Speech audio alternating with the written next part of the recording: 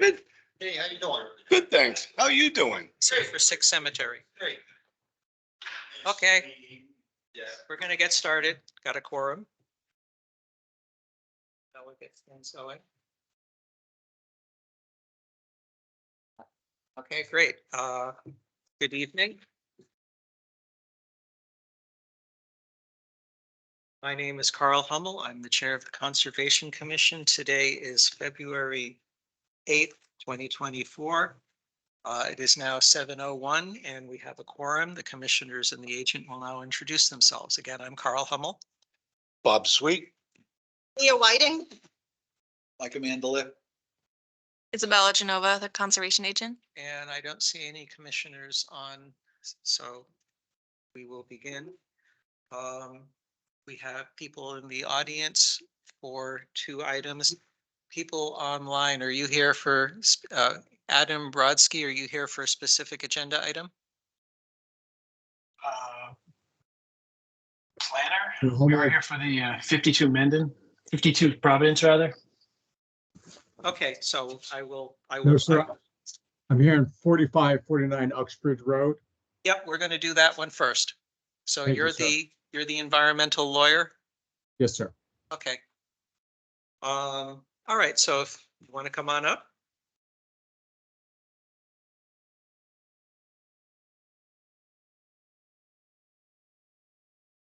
At 40 Uxbridge Road, review enforcement order, stormwater pollution prevention plan from January 26th and take any action required.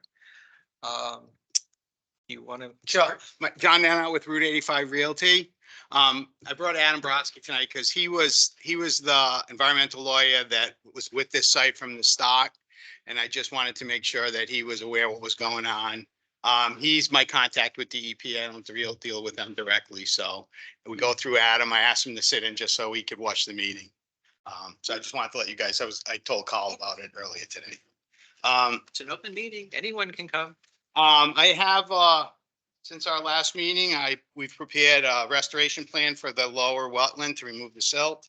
Goddard Consulting has prepared that. And I also have prepared a construction sequence, which the board was looking for. I have copies of that. Just pass them out to you guys. They've been emailed to the board and to Isabella. Yes, they've been uploaded to our SharePoint site. So commissioners can look at an online version if they prefer.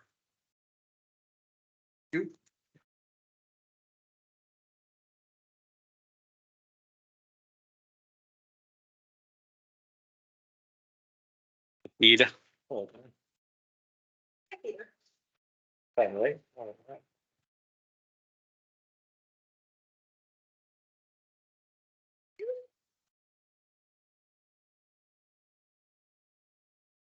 So you guys, what letter is that up there? Construction sequence? Yeah. Okay. Thank you, John.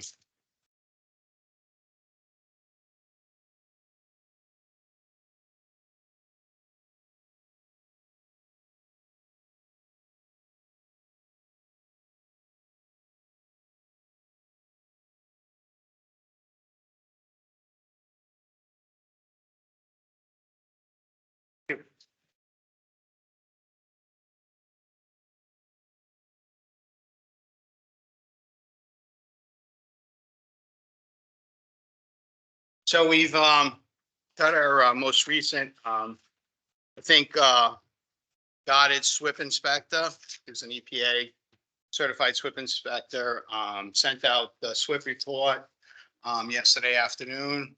I believe everybody has it. On the previous SWIP report, he asked that we put hay bales, straw bales behind the silt fence at the bottom of the site. That was completed. Also on the last one was cleaning out the plunge pools on the site once it dried out. So we'll be doing that this week. The water has receded quite a bit. Isabella and Peter walked the site this morning with me. I believe all the plunge pools are clear. The water, any water coming out of anything is clear. The site's in much better shape. We're in the process of redirecting the water that comes from that intermittent stream via 60 millimeter basin liner in a channel that we've created that will go over to the pipe that exits the, underneath the building, and we've piped where the pipe is gonna go in the final plan. We've piped that over to the channel that hasn't been been disturbed, where the open box culvert goes. That'll keep the clean water separated from any dirty water coming off the site, so that water won't have to be treated. So now the volume is gonna be cut down by probably 75 or 80% of the water. So I think that's gonna make a big difference overall in the site. That's where we stand. Happy to answer any questions. Since you gave it to us this afternoon, I Yep. had a chance to look through it. Is there a estimate for when the flock blocks and the plunge pools would need to be replaced? So the flock blocks last up to 6 months, so they basically dissolve. So once they get to a small point, a smaller size, we'll replace them. Right now, they're still almost full size. If you look at them, you can see them. Is that something that is looked at during the SWIP inspection? So if they were getting too small, you'd flag? it? Yes, that'll be put in the SWIP reports. Okay, So we're gonna get to a point also where those plunge pools are gonna be removed because they are where the road is going. So at some point where we're pretty close to that now, we're not gonna have much dirty water entering that bottom of that site. It'll get caught by, so what we're doing is we're redirecting the stream now, the water. It's not constant. It flows when we have a rainstorm or whatever. So that'll stay clean now. So then the water coming off the hill, what we'll do is we're gonna shape the stream bed in its final location from where it crosses underneath the open box culvert up along the side of the parking lot, along the side of the parking lot. That will serve now catching the water, any water that comes down the hill. That'll be lined temporarily with 60 millimeter basin liner. And then in that will be check dams, stone wrapped in filter fabric that will act as plunge pools inside that fabric. We can't vegetate that. We can't build that till June 15th. From June 15th to October 15th, we can't finish it. So it'll all be shaped, but we won't put the final clay and loom and plants in until after June 15th as part of it's part of the order conditions and the restoration plan for the stream bed. What do you have to do at that point, John? Irrigate somehow in order to get the plants to grow? Because Yeah, so. a real good growing season. So yeah, so so the plants have to grow for 2 growing seasons. So yeah, it's our responsibility to get that stuff to grow. The first section that we did up top came in like gangbusters. It's all covered. The board was up there. You can see where if you walk through there, I don't know what kind of plant it is, but you get all the little things that cling to you from the plants up there. if Leah goes on the next site walk, she would be able to. Yeah, are these native? Oh, that's Oh, good. we Yeah, gonna- so I don't know what they are, but Are we gonna restore native plantings? yeah, It's there's the already New England native seed mix. I Okay. think. Yeah, and there's a restoration plan for that stream channel that was submitted with. Let's finish looking at the construction schedule and okay, sequence first. Yeah. So, people who are busy skimming it, do you have any comments at this time? What I would want to do is allow commissioners to review it over the Yeah. next 2 weeks, and we would notify you if we'll say, thank you for giving them for us today. And if necessary, we'll let you know if we would like to further discuss that plan. Okay, now let's go with the restoration plan. And I'll say the same thing. We'll look at it now and let you know if we want to discuss further in 2 weeks. So what's the high level summary of the restoration? Chair, if I could just reserve the right to comment on this, because I think the issues are combined between. Oh, So let's go, That's- continue. going. Right, that's what I just said. We Okay. will let them know if in 2 weeks, we want them to come back prepared to discuss this in detail. We're saying, yep, thank you for giving it to us, but we're just recognizing that we got it. And if any members have comments on it, I would, you can send me an email with the comments so that I can address them before the next meeting if there's something you want changed. The easiest way is people just funnel into Isabella and then she Yeah. would collect them on up, and that way she's in the loop for any conversations. Okay, so anything else about the schedule? Okay. A remediation, sediment remediation. This is Tom Schultz. Scott. Yep, Tom Schutz, Goddard Consulting. So we went and reevaluated the area of impact, downgrading of those newly added silt fences. And we found kind of an average between a 1/2 inch and 2 inches of silt that had accumulated in that wetland down there.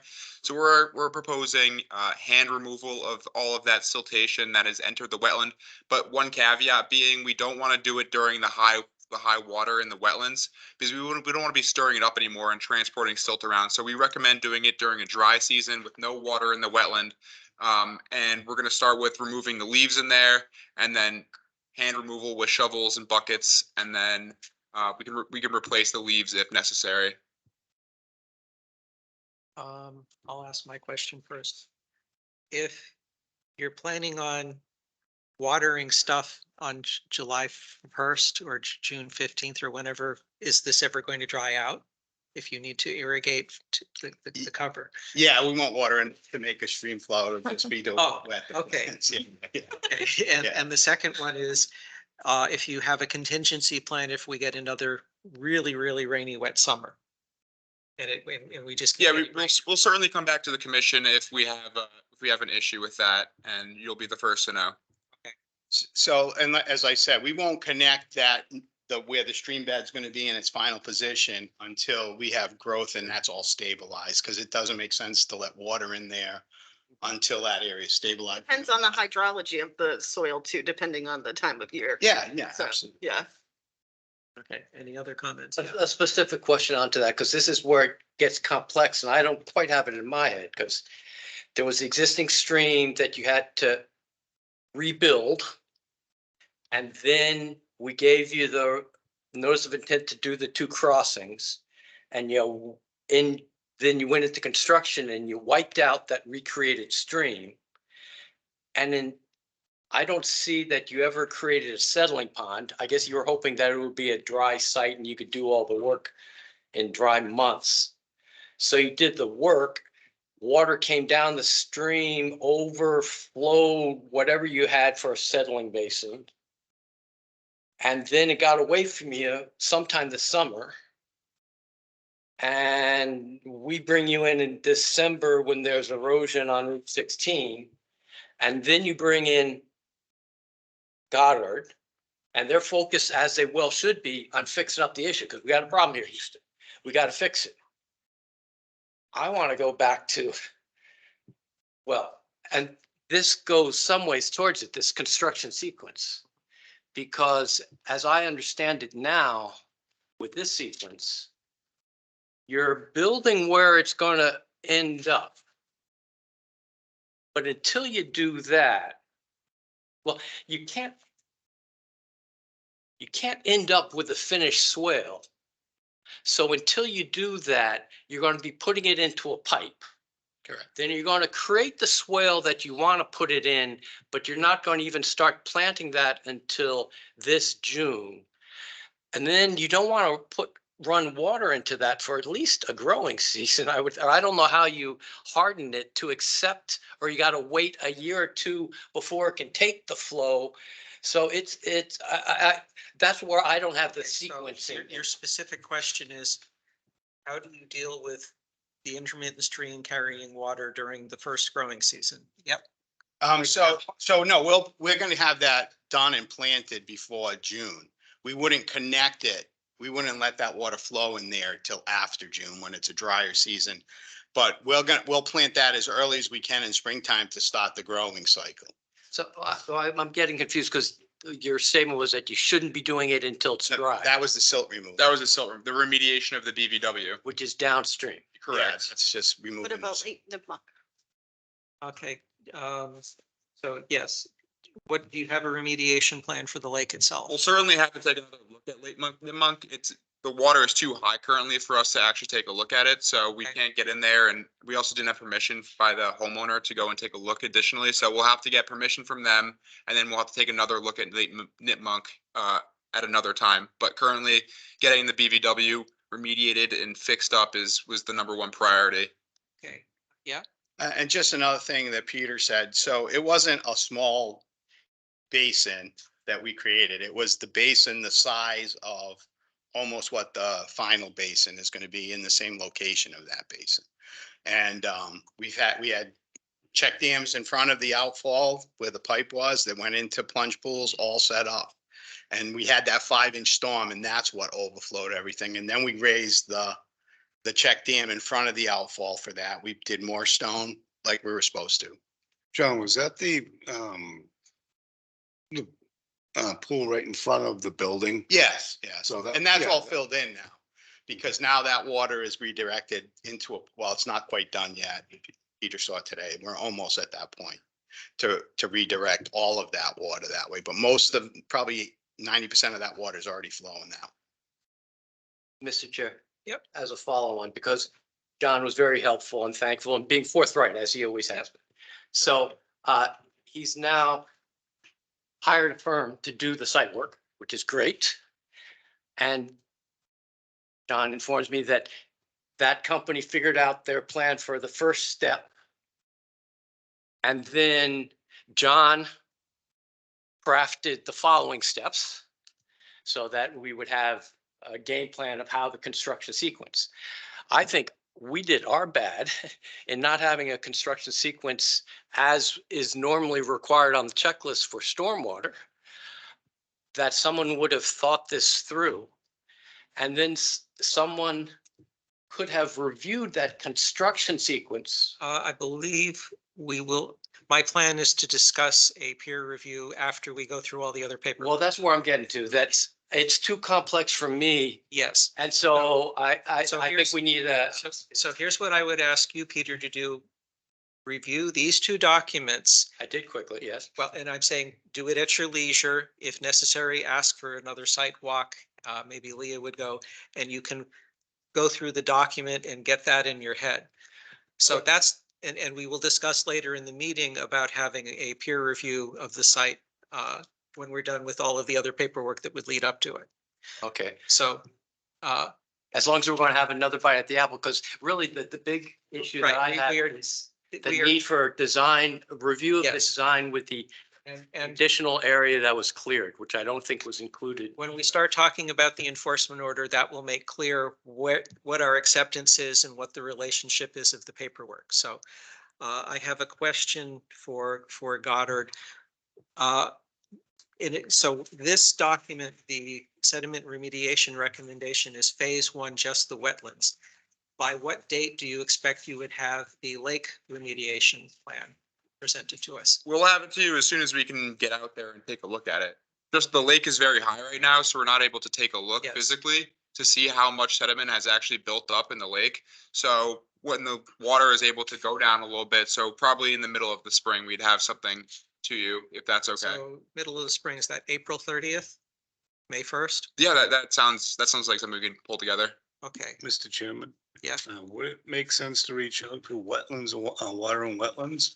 They've been keeping track of that lake the last few years, so they may have input on that. Yep. That's something that we can bring them in because they have been looking at the lake. So any other questions about the current sediment remediation recommendations? As long as we get the Lake Nifmuc one by April. Right, well, we now move on to the next step of the paperwork, which is the enforcement court. If you please bring that up. Earlier this week, our agent sent an enforcement order that did not include a stop work order. And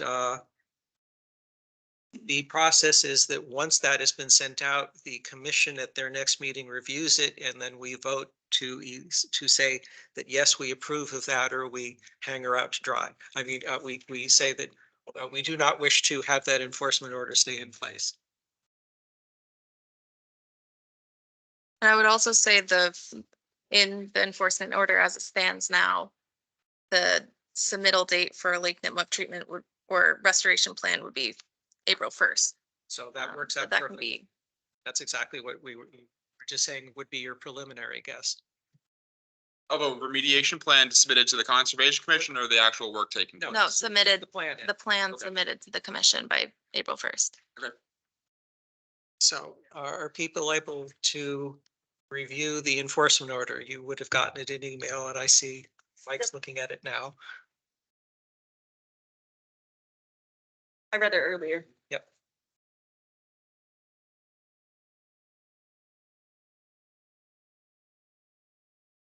Are we supposed to comment on it? Well, if you, Mike is still looking at it. Do you have any? The goal is that I'm going to be asking for a motion to accept the EO as written. Do you want to make any modifications to it? No, I think it's good and I think it's gonna help both of us, actually. Great. Annie? Yeah. So there are a couple things, on the appendix A that. We're not nothing to doing- do- Oh, appendix that's A. separate? Okay. All My right. goal is to get a unanimous vote for Sorry. the existing EO. Okay, all And right. then we will discuss the amendment and the peer review, and we may have people voting against it. We'll see how that plays out. Okay. But I want the first EO on this site to be unanimous and something that you are happy with. Chair Hummel, this is Adam Brodsky. I don't mean to interrupt. I just want to be clear, the draft EO does have an April 1 date. I thought I heard that Tom said that he was thinking it was going to be an April 30, May 1 date. I just want to clarify that, please. We will continue to have the April 1st date, and if Goddard believes that the water level will not be low enough, they'll come back to us, and Isabella and them will work for a later date. So the EO, as it would be accepted tonight, is our current plan, but the EO can always be modified. Thank you, sir. Thank you.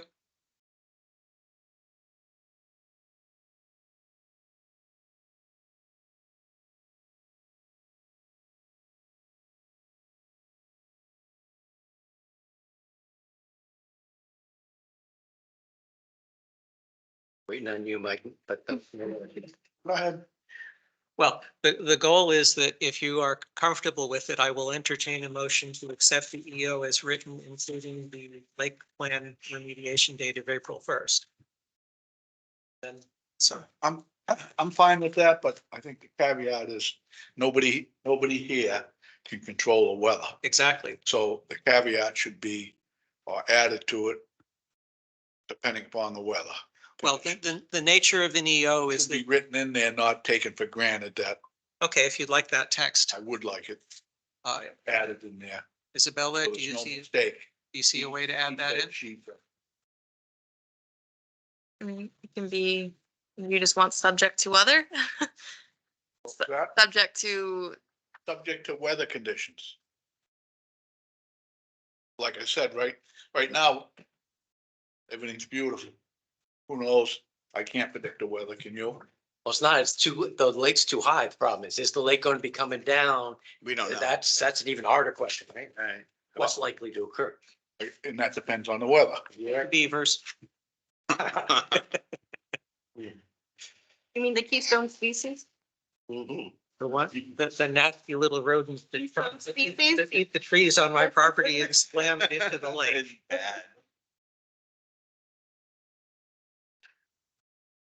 I guess I'll make a motion Well, to, hold on, do you have a way to get the language in there? I mean, you can just say I mean, right by the subject to deadline. weather conditions. Okay.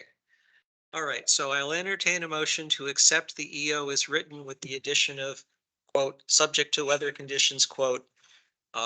And that would be, Isabella would add that in and generate a new EO and then mail it out to the commissioners and to the applicant. Is this something that we can do an electronic signature for?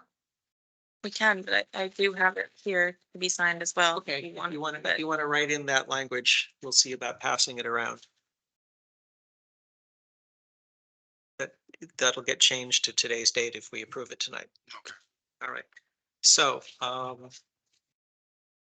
any other, so yes, I need a motion and a second and then we vote on it. So A motion. is there a second? Second. Moved and seconded by Leah and Peter. Any further discussion? No, I just think this will help. I'm It'll fine give us with it. I'm direction. absolutely fine with it. I have no problem with it. Okay, it's been moved and seconded. All in favor, say aye. I, Opposed? Before I say anything, can we see if Tim McCarty is on? Can you bring up the people pane? No. Okay, so passes unanimously. Bill McHenry's on though?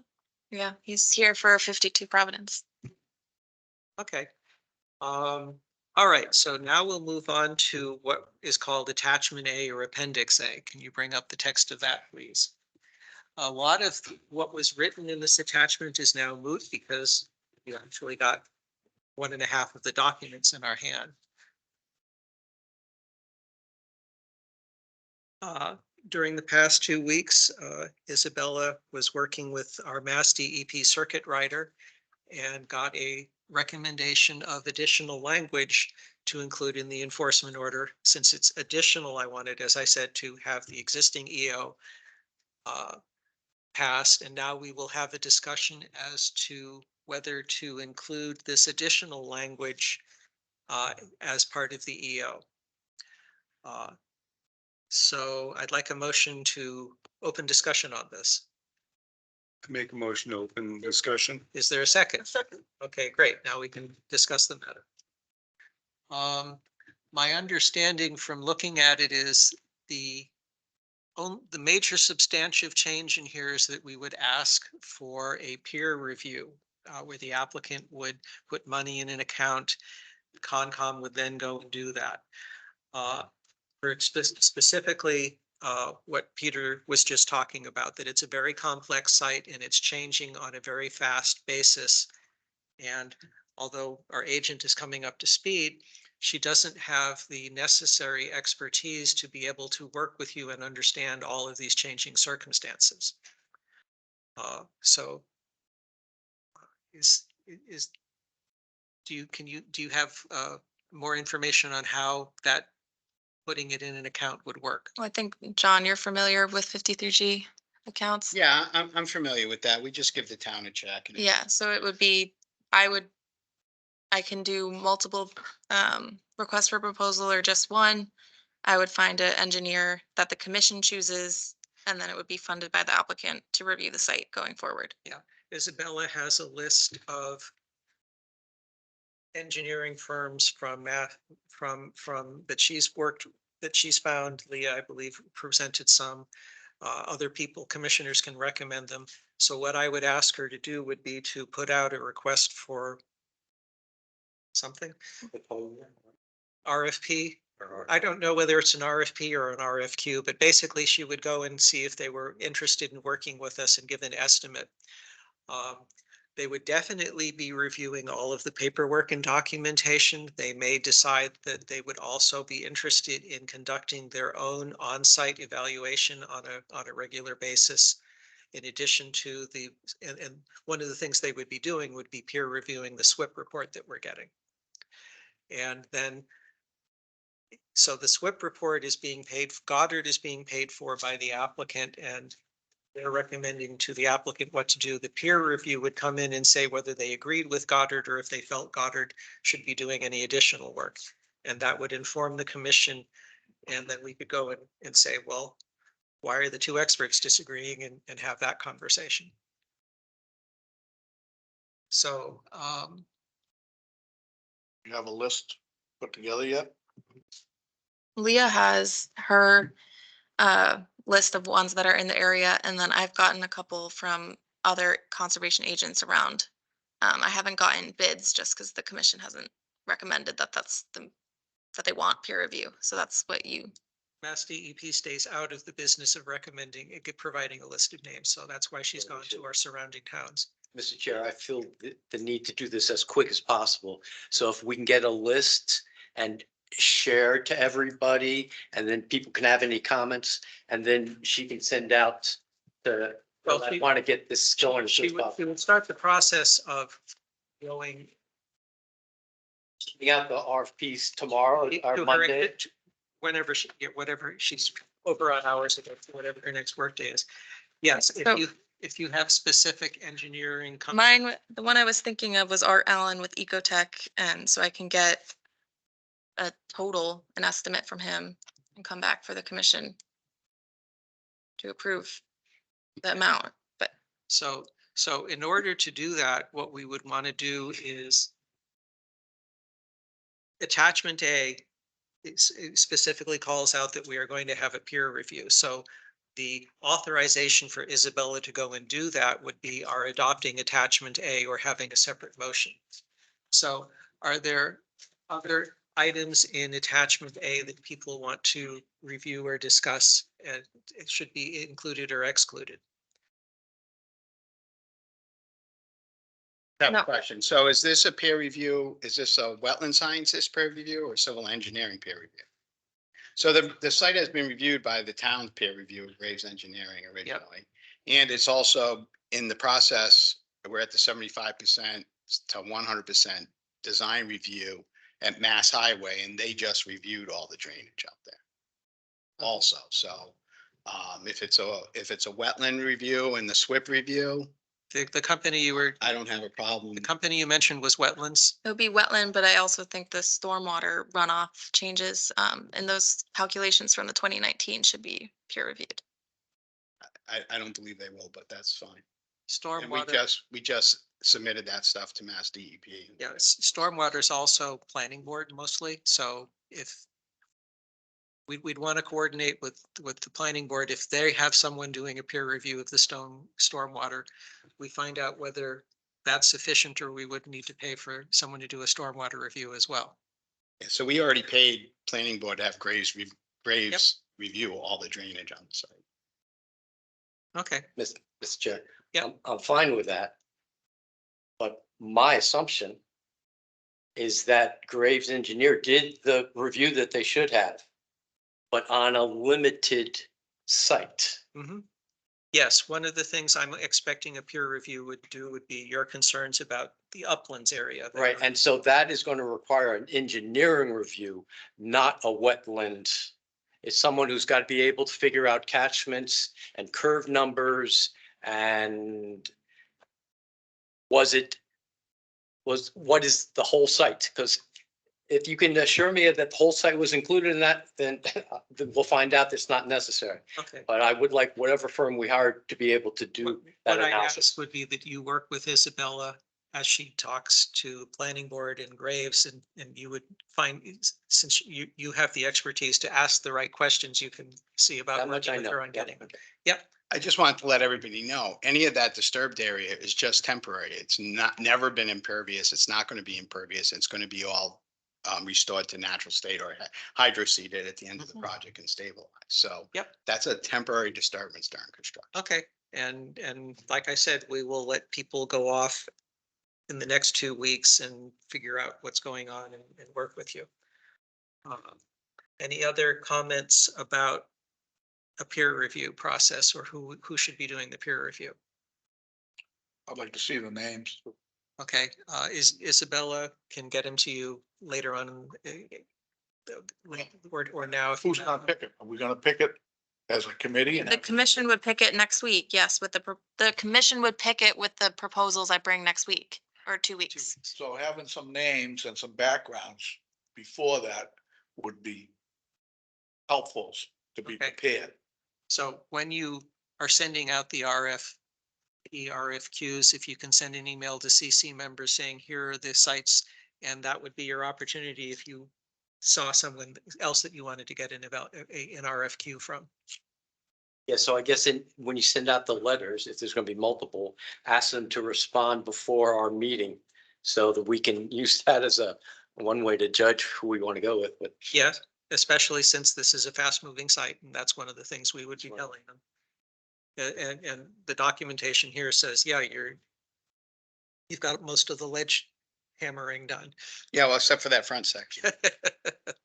All right, so getting back to attachment A, are there any issues in attachment A with the applicant or their engineers or? Yeah, so there's a section in there that say that we have to supply the board with a scan that's to play with all the wetlands. That's already on the site plan. Right. It is to scale. It has all the flag numbers on it, existing condition plan. Yeah. A repanting plan, for the stream, intermittent stream. They said, we have to present that. That's already, the plan's already been Yeah. prepared and submitted to Goddard. Right, we got that. And then the last thing is, they're saying the work should be completed no later than June 10th, but we're not allowed to really finish it until between June 15th and October. Okay, so what, So that's in item 9 on the last page I saw. Okay.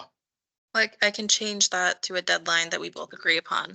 Yeah, so if But you could that's go to roll the down to number October 9. deadline, that restoration plan that's already been approved and submitted. So June 15th to October 10th, I believe is when the period is. so the language would change, strike out no later than June 10th, 2024, and be replaced by shall be completed at a mutually agreed upon time? Yeah, I said August 1st, because I think we'll be done by August 1st, but in the restoration plan, that's been already approved, it's June 15th till October 10th, so I would say October 10th at the latest. Okay, so change that from June 10, 2024 to October 10, 10th, 2024. I believe that's what. So it's just one word, October. Because that's the restoration plan that's referred to in the order conditions, and those are the dates it gives in that. So we'll keep it October 10th. consistent with that. Mr. Chair, just a comment or a question. Isn't the only reason for that date of June to October was you weren't supposed to do any work? You were only supposed to work in the stream in that time frame because so that's kind of off the board, right? It's like we've disturbed so that's. Well, that's the period that we started it in, and it's abnormally high rains for this winter. They can't control the weather. And there was a little bit of silt getting in there, but it was just the dusting until that major storm on December 18th. Yeah. And every site had trouble. Yeah, I will repeat, one of the major differences between this EO and an order of conditions is this one is easily modifiable. Yeah, So great. we can come back at a future meeting and adjust the dates to a time that everyone is comfortable with. Yeah, so I'm comfortable with August 1st, Peter, if you want to go August 1st. I just want to Doesn't go matter as to soon me. as I was just trying to keep And it I don't want the consistent. excuse of. I not just wanted get to it, try you to know, keep I it want to get consistent going as soon with as the order possible. conditions. I know, I appreciate that, Jack. Okay, any further discussion on attachment A? All right, I will now entertain a motion to approve attachment A with the amendment as previously discussed. Because I think it's fine. Okay, moved by Leah. Is there a second? Second. Peter seconds. Any further discussion? Okay, all in favor? Hi. Aye. Any opposed? Okay, that one passes unanimously as well.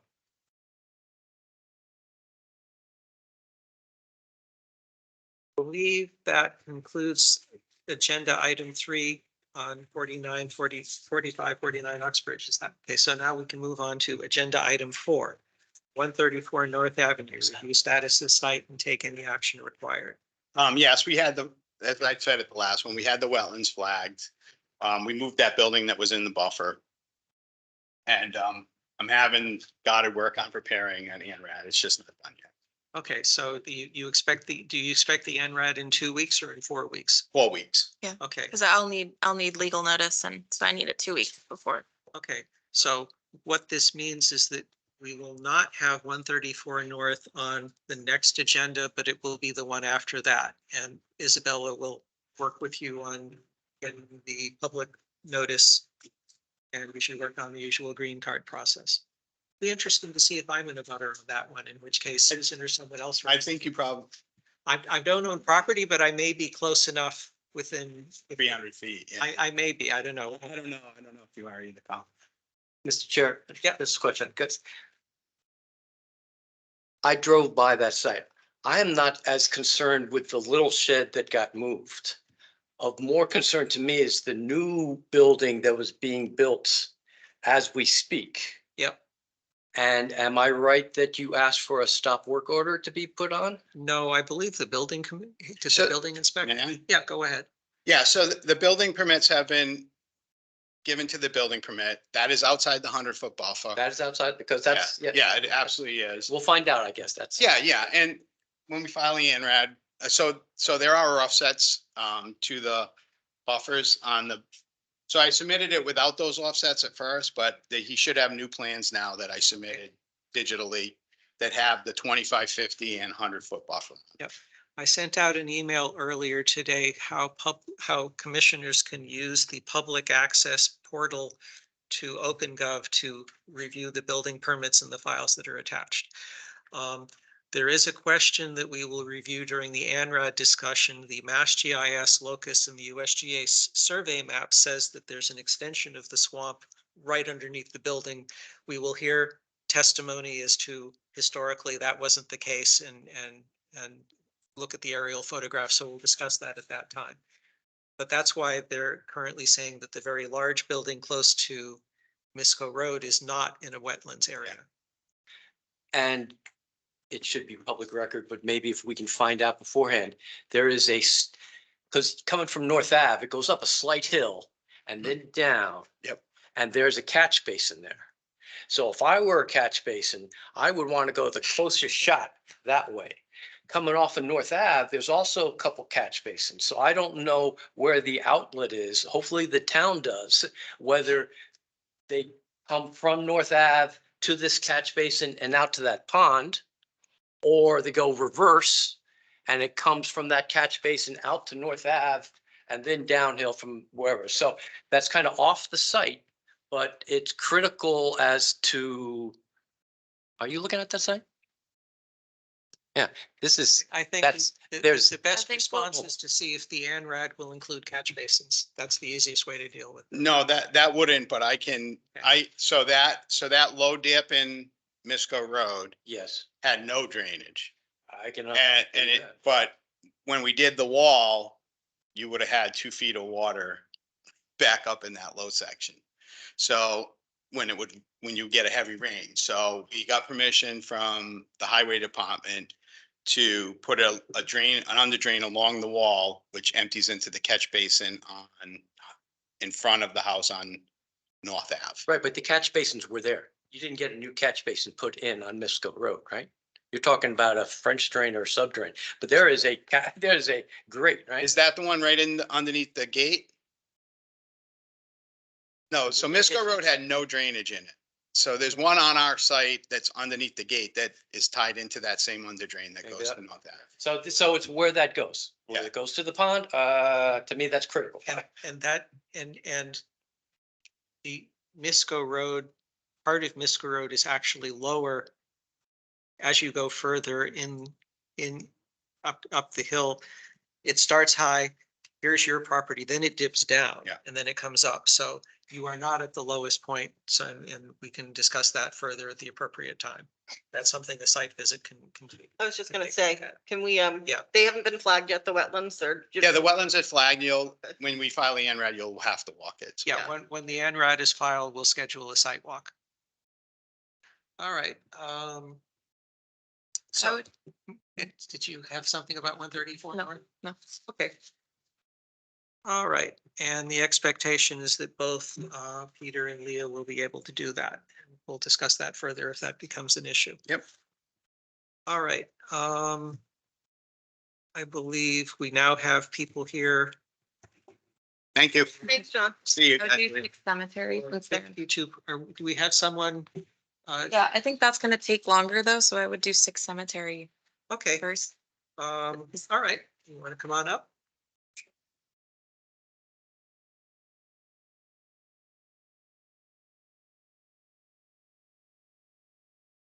This is skipping to agenda item number 13, review building permit activity, RES-24-25 for 6 Cemetery Road.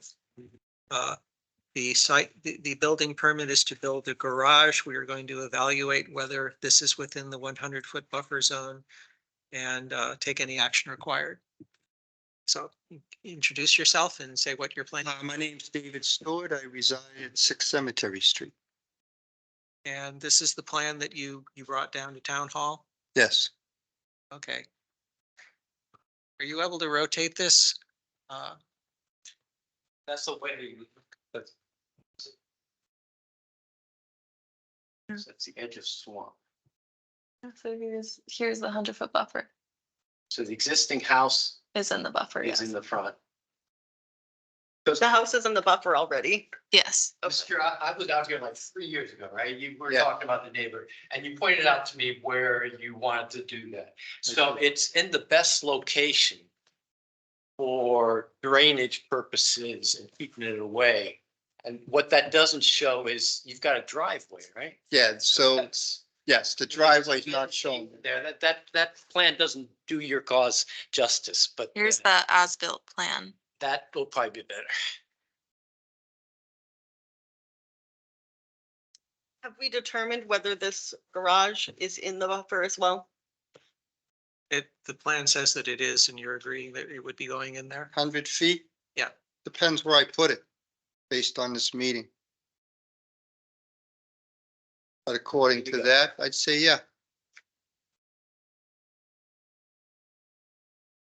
Isabella, can you can you go back one shot if you don't mind, where the Google map with the earth view?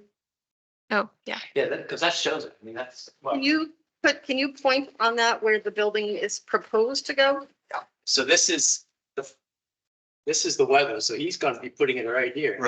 No. It's just, Yes, what Peter's pointed out. so the wetland kind of, this is curve right around here. This is up like 6 feet or so. your Yes, the driveway, and wetlands it's- basically down here, there's the driveway, buildings going up over. So the driveway itself is within the buffer zone. Yes, and Yes. that would be, Ah, it would be on the other side of the driveway. And that was unclear from the hand-drawn plan. Okay. Yeah, that's where I was having trouble with it too. And then you have a stone wall there, right? Or is it, or is that your property line, that purple? There is a stone wall, yes, and that diagonal property line, yes. Okay. Isabella, can you do the shot with the layers if you don't mind? The one with the NEAS SHP, because that's also priority habitat besides the wetlands. That'd be Muddy Brook, yeah, that's. It's priority habitat, so anything disturbed in there, I mean, the whole thing, except for the back of the property is priority habitat. And here's my response. There's a driveway going through there. If he's building, if he's digging dirt on the far side of the driveway from the actually from the brook, is the habitat going to be getting up there, is that going to be as big an issue? That's lawn right now, right? It's long, yes. You have the driveway, the other side of it is all long, yes. Okay. And you should say something about the way you handle the rest of your property, right? He's Oh, kind yeah, of we have a small farm there, so we keep that area pristine. Plus you're mowing that now anyway, so. Yeah, Yeah. and the construction of Habitat. this is not a foundation, it's a pier system, so Okay. there's very little digging. And the structural pad is basically like you'd be assembling, same process, you'd be putting a patio in. Okay. And if you do this, would they be required to put silt fencing and stuff like that? Well, or- I'm now going to turn down Okay. to the two old timers in the historically, I- what's? I yes, know they should I put- know the area very well. Yeah. Perfect place for a barn. I don't believe he's gotta put silt fence up. He's got his driveway there. Mhm. Pretty much flat. Yeah. It's not the side of a hill. I don't think, I can't see any impact to the Okay. So, wetland or the buffer zone. so in terms of making the paperwork count, is this something that he would file an RDA and then we say there's negative impact to the wetlands because of what we've been talking about of the specific place he's putting it in the features of I the would site? say that would be the prudent thing to do is, Okay. Uh, Okay. Because language in the not driveway have to separates it from the he wetland. doesn't have to file a notice of intent. No, That's what, the goal would be there, you'd have to file an RDA, which also has its public newspaper notice, but it's cheaper. And the expectation that you're hearing from us is it's quite likely we would say, because of the quality, the type of work you're doing, it is likely that unless something else comes up during a site walk or review, we would issue a negative determination and then that would authorize you to do the work within the 100-foot buffer area. So is that a correct statement? Correct. Okay, so the next step for you would be to coordinate with Isabella on what an RDA is and the best way It's a to, request for determination, right? yes. I've done a lot in this town, so I know exactly what it Okay, is. great. So you've done that before. All right. Mr. Chair, if I could. Yep. I would support a negative determination as long as he could answer where he's gonna stockpile any dirt. And I, for one, it wouldn't hurt just for decoration to put 50 feet of silt fence along there. You don't have to dig it in even just to have it there. Actually, that would be the best idea. Well, so Put driveway and keep everything Well, up. I don't want to dictate what the RDA is until we actually get the paperwork. Well, under the Mendon bylaw, minor activities that are included but not limited to conversion of lawn to use accessory for existing single-family houses, such as decks, sheds, patios, provided the activity is 100 feet from the mean annual high water of a riverfront area or 50 feet from other resource areas. So if it's more than 50 feet away and the board determines it's a minor activity, it doesn't need an RDA. Great, so you found a way to make the paperwork even smoother. All right.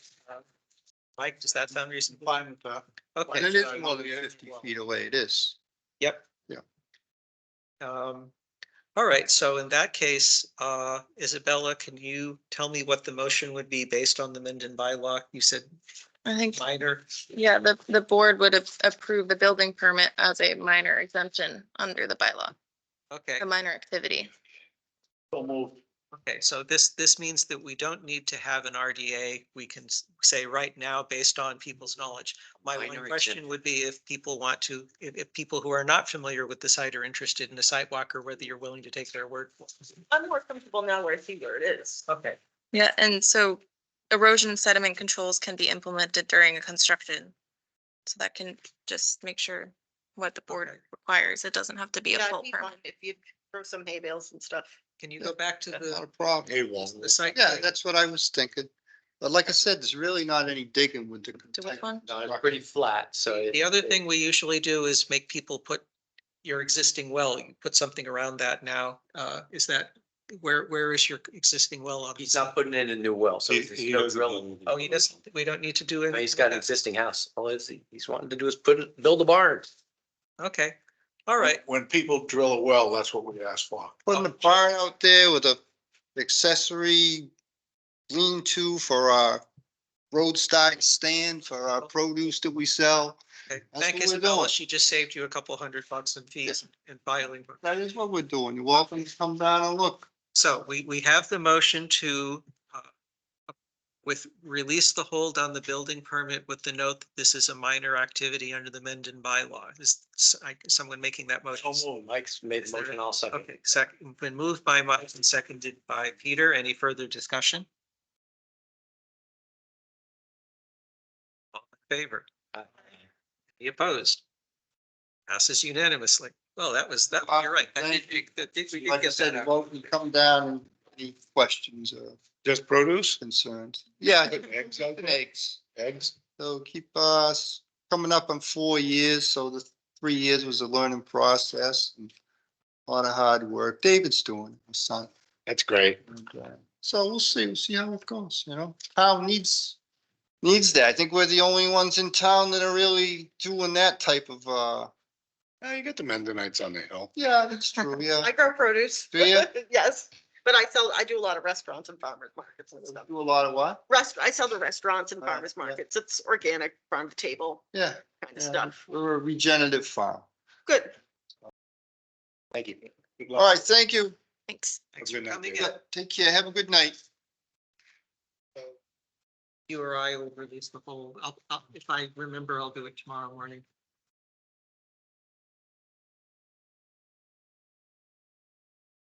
All right, we're now ready to move on to agenda item 5, 52 Providence Street. Hear from Joel Fursh of Northeast Geoscience regarding town property and take any action required.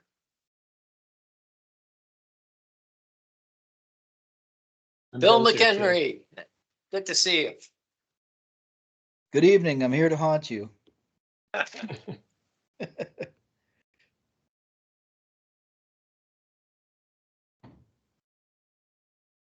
I don't know how you want to start this thing. Bill, you want me to sort of go over what we're doing here or? Yes, Yeah. introduce yourself, what the background of this Sure. 52 Providence is.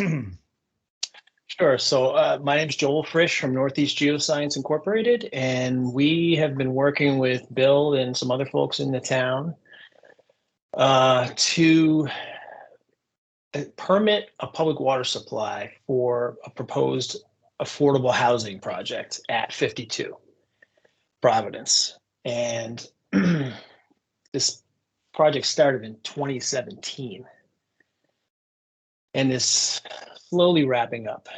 And so I have a plan. If I can show everybody the plan that I have, I can just do a quick summary of what it is we're dealing with. I don't see. Thanks. The house that they want to put behind the town barn. It's by the senior center. Yeah. We reviewed this over the summer. We got a Yeah. presentation. from- Are you able to share your screen? I don't see. I don't see the link. Way up at the top, next to where it says camera and microphone, there should be a menu Got item it. that says share. Yep. Click Yep. that, and it will let So- you share a screen or, yep, we got it. Okay. So this is the plan of a portion of the site, the portion that we're really interested in. So this is the highway department down here. You've got the senior center here. And then this area that's where there's topo and wetland flagging is the area that we're actually interested in. And so the affordable housing project, as you know, if you've got the presentation earlier, is essentially going to go in this upland area right here. And as you can Not probably seeing your imagine, mouse. Can you, You can- That's small. yeah, no problem. Oh, I see. Is that better? Yes, thank you. So this upland area is where the actual development would go. Okay, this is Providence Street over here on the left. This has all been wetland flagged by Ecotech. And so there are a number of issues with the project in terms of just how tight the site is. And also a number of other regulatory issues that affect the project. So one of them is the fact that the senior center and the highway department being next door, because these parcels abut, DEP considers them all one use, even though they're technically separate uses for the town. And so you have to combine all the septic flows. And if you do that, you're over 10,000 gallons a day, which would require a wastewater treatment plant. So to avoid that, what we're proposing is to subdivide 52 to just break out the area needed for the development. And I don't remember exactly the size of that parcel. I'm not sure if it's on here, but the area we'd be breaking out is about 22.5 acres. And that would have to be sold. The town could not own them. And so where would you break that out? At Muddy Brook, or do you have it's an intended location? yeah, so let me show you another plan that I have that would give you an idea of what we're looking at. Do you have any other frontage besides on Providence? No. Well, They were gonna I come think off at there may Daniels at be, one time. yeah, there may be some up at Daniels. Because you can't sell Um, land without frontage. Right, Well, so that we would have landlock frontage. that other land right full. Well, there's access through the highway department. Town owns it, they can also sell it with an easement. Where is the development going here? This is the map. Yep, so can you see this? Is this big enough for you to see? Yes. So essentially, the shaded area here, this shaded area I is what. don't we're think we see proposing. it. I don't, we're still on the map that you But I'm not gonna. have for where the subdivision's going. That was my question. Yep, hang on one sec. That's the big issue. So- One of them. One of these. But So they're Yeah. not gonna try to convert town water. can you see this map here? Yes, we see it now. Okay, so this shaded area is roughly the area that we would carve out for the development. And this is these two rectangles here in the middle, that's roughly your septic area. And then Where is over on the well? right-hand side, where's the what? Because this is a site that if I remember right, you were gonna drill under the Muddy Brook, and try to get water that way. Yeah, Then you were gonna go up in the mountainous region and try to get it there. The two blue circles are the wells. Right, Yep, but yep. So these are the So- wells here, and Muddy Brook runs right through here. So that's on the other And- side of Muddy Brook. You're gonna have to cross Muddy Exactly. Brook. No, so we'll get there. Give me a second. Yeah. So this is the upland area where the development would go.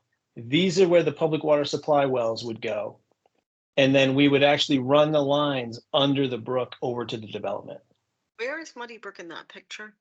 Muddy Brook is basically this blue line that runs sort of, I don't know, can you see my mouse? No, we can't really see your mouse. That's the problem. It's right It's here. too bad. Okay, and then they'd be putting lines under the brook for Exactly.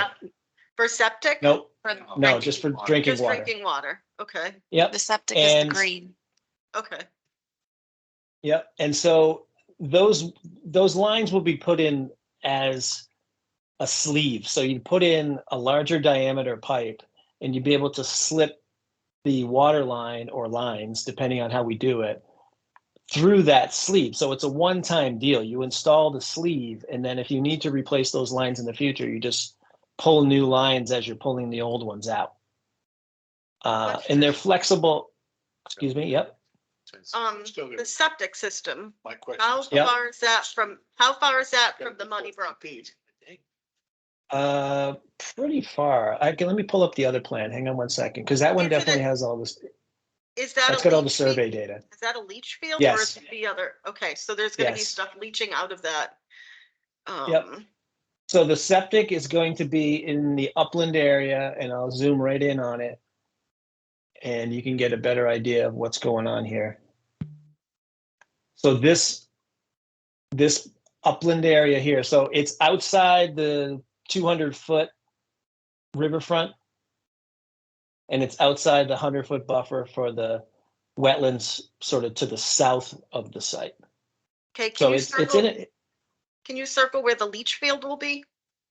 Yep. Or what direction that's gonna flow?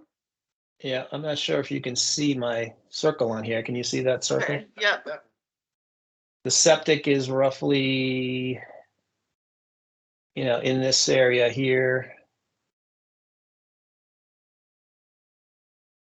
And groundwater flow is toward Muddy Brook and toward this stream to the south. There's I'm not sure if it's a perennial stream, but it's definitely a wetland area to the south area. did I understand Um, you? You said that the leach field would be flowing towards the stream? It's gotta Correct. flow Just- downhill, so it streams. at That's the where bottom. Yeah, every wetland, every septic system in town flows toward some wetland somewhere. Joel, That's- how much grading is gonna happen? Right now, it looks like there's quite a bit of gradient slope. Yeah, so what we have, like I said, it's a very difficult site to work on. The access to the site is going to be, I'm going to move my circle back over here. This is your access area right in here. Normal septic system. True. Yes. Yeah, Which is it's that less than point- 10,000 gallons a day. So this is Providence Street, out here on the, to the left, and you've got to get a road in here. You've got to get a road, basically within this area that I'm drawing the circle. And those black circles are wetland flags, so how do you do that? Replication. Correct. There's going to have to be some filling here and some replication somewhere else. That's issue number one. Now, is there still a plan to come off of Daniels with a temporary road in order to put Yes. those wells in? 'Cause Yes. weren't you getting pushback with the residents of Daniels Road for that? That may be, but that's the only way this works. So let me keep going through the project here. Down Hey, in I have this one more area question. here. I have another Yeah, question no, though. Yep. Can I yep, follow up about the septic? absolutely. So the septic that I have at my house is a little bit different size from the one that you're proposing. This is Yeah. a septic for how many units? That's to be determined. Okay, It's so- less than 10,000 gallons a day. That's the number we're going with. Okay, well, It depends on what you can fit. It hasn't been designed yet. The development hasn't been designed because you don't know how much parking we need, whether you're gonna put, because and this is out of my league here in terms of where this stands with the potential developers, but essentially the town has put out an RFP saying, hey, if anyone's interested in building this affordable housing project, give us a proposal. So they're gonna have to design it. Some people may want to go with 3 or 4 story apartment buildings. They may want to go with sort of townhouses. It really just depends on what they're proposing, but it has to stay under 10,000 gallons a day. how do we And- vote? How do we vote on something we don't know what it's gonna be? We're not going to vote Not on it. voting. Yeah, It's- there's no an vote. It's update. just a This is review. an update Okay, I got of you. what, Yeah. what they're Yeah. tossing around. At some point in the Exactly. future, But they my come question in. still stands though, is like, this is all to be determined, so how does And- anyone know? And the people on the planning, the Board of Health would scrutinize whatever their septic system is before it gets to us. Okay, We would be approving How many gallons? things after the Board It's 100. of Health and the. So 110 gallons per bedroom. How much is that divided to 10,000? How many bedrooms could be constructed? Is that like 40 or something? No. Maximum I- of 99. How many buildings? 90. 90? Yes, a maximum of about 90. 90 bedrooms. So Four that could be Bedrooms, not units, right? Four Could be bedroom 2 bedrooms, 3 24 bedrooms, 1 bedroom bedroom. homes, right? Not if it's affordable. Not if it's a four, well, yeah. Like So- 4 bedroom or 1 You're bedroom. talking 30 units. Okay, so a lot of issues, but you're certainly not Yep. gonna cross the stream, so you're gonna have to squeeze it in on that northern edge, right, where your oval is. Yeah, your you're gonna have to put a road through here, and it's gonna have to be filling wetlands, and you're gonna have to replicate them somewhere else. There's just nowhere, unless you bought this property up here and, Expensive. and then use the land from that parcel, but I mean, that's probably off the table. So that's issue number 1. Yep, go ahead. So do you have an idea of where you would do the wetland replication? No. Again, it's gonna depend on, I mean, it's a big parcel. You could probably do some down behind the highway department. You could probably do some on the other side of Muddy Brook where the wells are. And again, I'm not a wetland scientist, so that's really gonna depend on what the Well, I wetland would guys imagine tell it's gonna us. be connected to the wetland, so you gotta look at where the wetlands are and see Exactly. where the upland meets. They the got a Right, lot but of are they gonna do that before they sell the back part and do it on that side? In Yeah, my opinion, again, it's an expensive proposition here. But again, It this is. is just an update, letting Right, and let us know the issues. I think the That's right. biggest issues are the wetland issues. That's right. Yeah. And so then if we go to the other side of the Muddy Brook, this is what we're dealing with. This is the proposed subdivision Muddy Brook Estates off of Daniels. So we gotta get all the way up here. So this is the end of the cul-de-sac for the proposed Muddy Brook Estates. This little strip coming off the end of the cul-de-sac is our access to 52 from Daniels, or from Daniels and then onto Muddy Brook. And we have to have this strip of land to get over onto 52. And then from there, we've got to get down to the wells. And that is not an easy proposition either, because this is 25 foot, 50 foot, 100 foot, I believe. These lines, can you see these? Yeah. They're a little difficult to see, but so you're going to be, within 25 feet of the wetland. There's no question about it. And you got to realize too, if you see the grades we're dealing with along this area, we've got to cut the road in from the end of this strip of land along the edge of the wetlands until we get down to this flat area in here, which is where the wells are. These are the two wells. So we've got to get a drill rig in there. You got to build a road, get the drill rig in there to drill the wells, and then you got to maintain a road through there for just maintenance down, in the future. And my guess is in this general area where I have the circle drawn right now would be where the pumping station would be and the storage tanks and everything would be right in this area. That's outside the 200 foot. You can see the 200-foot line down here.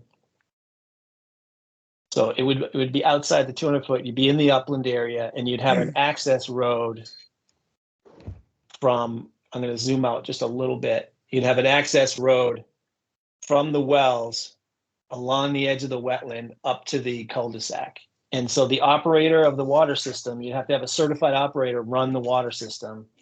They would come down this road, depending on how much treatment they had, it could be weekly, it could be monthly, but they would be here at least monthly to sample the wells, check the meters.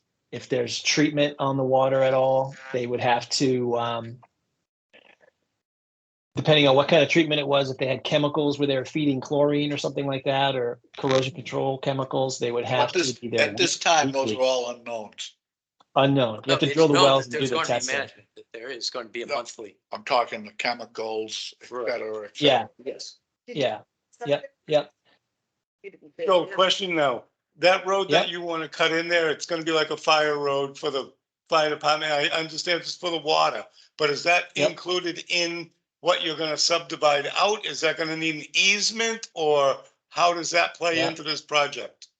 That's a great question. That's the $1 million question right there. This easement is absolutely necessary for the project to go, but the town cannot own it. The town has to have someone else has to own it. That Because if the leads- town owns it, if the town owns this strip of land, it ties this parcel, this area we're gonna To the cut rest of out. the project? It ties it into the highway department and the senior center. Because you have that, the DEP would aggregate the wastewater flows and they would go over 10,000 gallons a day. And you can't share any resources. You can't share power, you can't share water, sewer, roads, anything. So it sounds So- like you must reach out to somebody to buy that piece of property as a private owner. And then they will give you an easement to cross their land with that driveway. Yeah, it's my understanding that that easement has already been approved as part of the approval of the Muddy Brook Estates development. Correct. That short section, correct? Not all the way to That's the right. wellheads. No. This is all this area, right when you get past this area here, this is all 52 Providence right here. But is that where you're gonna subdivide out is my question. Didn't Yes, you say you were gonna subdivide it out? yes, So at that point, then it would be owned by a private owner, which then you would still need an Exactly. easement to go from the existing easement down to the wellheads. You would have two different easements. this, That's one This easement right easement- there. That that's the exists only now. easement. And Yeah, now that's you the gotta only get to the easement. wellheads. Yeah, but all the area, let me just zoom out real quick. All the area where you can see the topography here, this whole thing, that's essentially what we're cutting out. Oh, okay. Oh, okay. Yeah. So this would be privately owned by the developer. It's in the envelope of the land that you're cutting out. Okay, Exactly. Yeah. But that easement, that's a great question. Like I said, that easement is like the linchpin because you can't get the wells are landlocked at that point. You can't get in there. So you've got to have this road that we would build, cross that easement and then build this kind of a tricky road with the grades and the wetlands there down to the wellheads. And again, that would be maintained. But on top of that, the public can access this area. It's not restricted to the public. So you could park down here and you could have public access to 52 as open space. So there is a benefit to that. Yeah, that's my question. One of the other plans had a sentence that there would, the part of the land would be sold to another conservation, another private developer as as conservation land. So would the town be selling to the private developer would build houses and sell another part of the property to Metacomet or some other place, some other land trust? Yeah, that's to be determined. It's up to the town. The town will subdivide this piece of land into this 22 and a half acres. And then the remaining land of 52 Providence is just town land that falls under the original purchase agreement, whatever was approved at town meeting. So it's used for open space, it's used for whatever the restrictions were. It's Is it all gonna be CPA land. landlocked? It is essentially landlocked, but I mean, you can access it through town land. You could access it through highway department down here Okay. or DPW or whatever. It's highway. No, Bill I tells know- me it's highway. No, I know that Muddy Brook Estates had a bunch of delays because of vernal pools. How do those fit into, do they cause you headache as well? They really don't have an effect on us. There's no vernal pools in the area where we're going to be working. So it's, I mean, we're banking on them getting that road in so that then we have access to this easement, but that's about the size of it. When will the planning board be reviewing the proposed subdivision from Alonso Builders? That should already be done. That's under construction. Yeah, Okay. yeah, that was last year. You already have Yeah. conditions on it, I think, too. Yeah. So as you can see, it's a pretty tricky little project. And then, as we discussed right when we first went on, I've got to get the water from these wells and this pump station across Muddy Brook and over to this upland area. Now, if you're not familiar with directional drilling, it's actually a fairly simple process. The directional drilling, the rig is smaller than you would imagine. Drilling, so it'd be And they set this thing up. This is the shortest distance, basically right in here. We would go somewhere, let me just make my circle a little smaller here. We would set up the rig somewhere around here. Yes. There's a little V in the where the wetlands of flags are. We would try to get as close to the flags as we possibly could right here. And then drill across to here.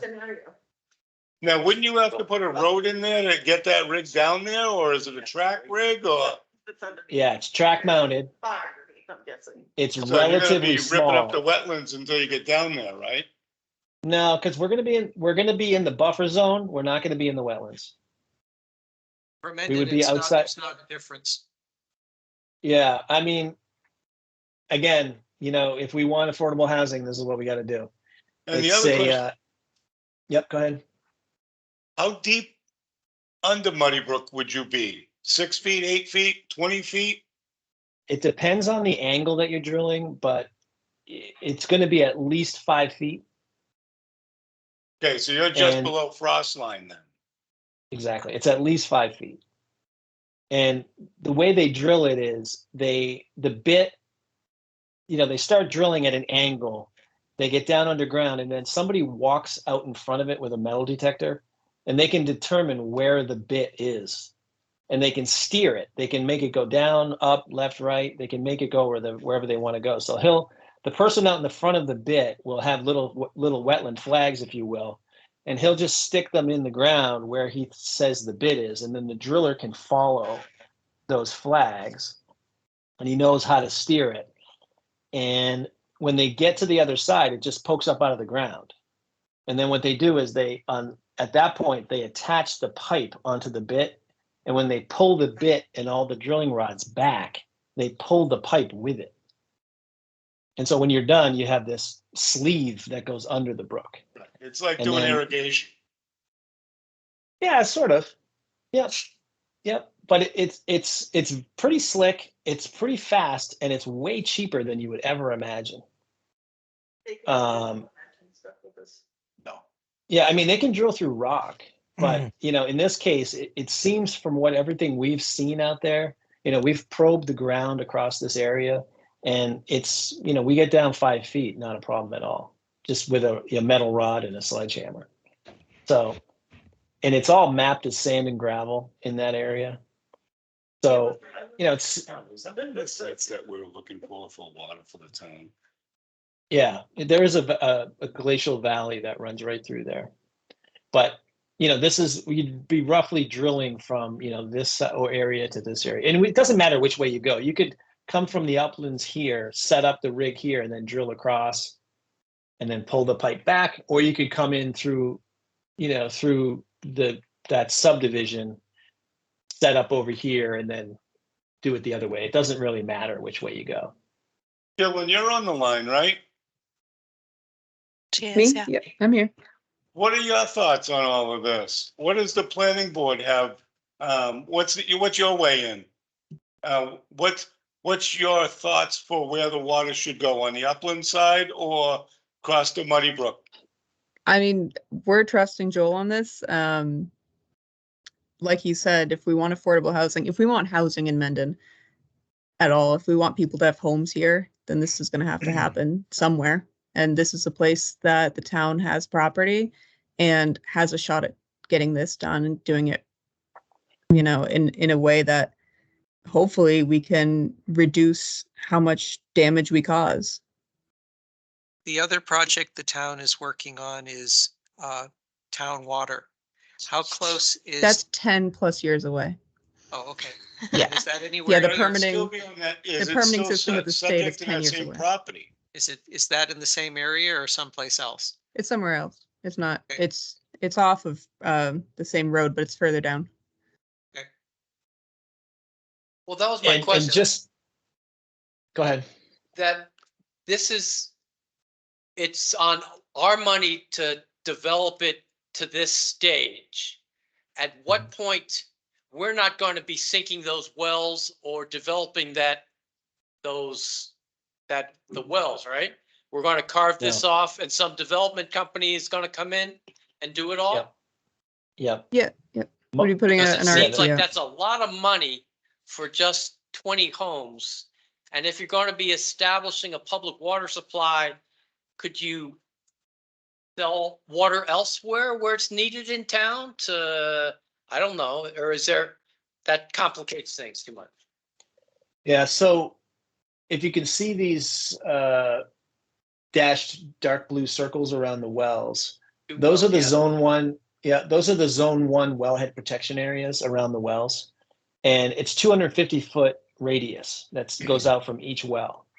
And you can't do anything within that radius. So if you look on the other side where the proposed septic is, the upland near the proposed housing, there's just nowhere to fit those circles. They don't fit.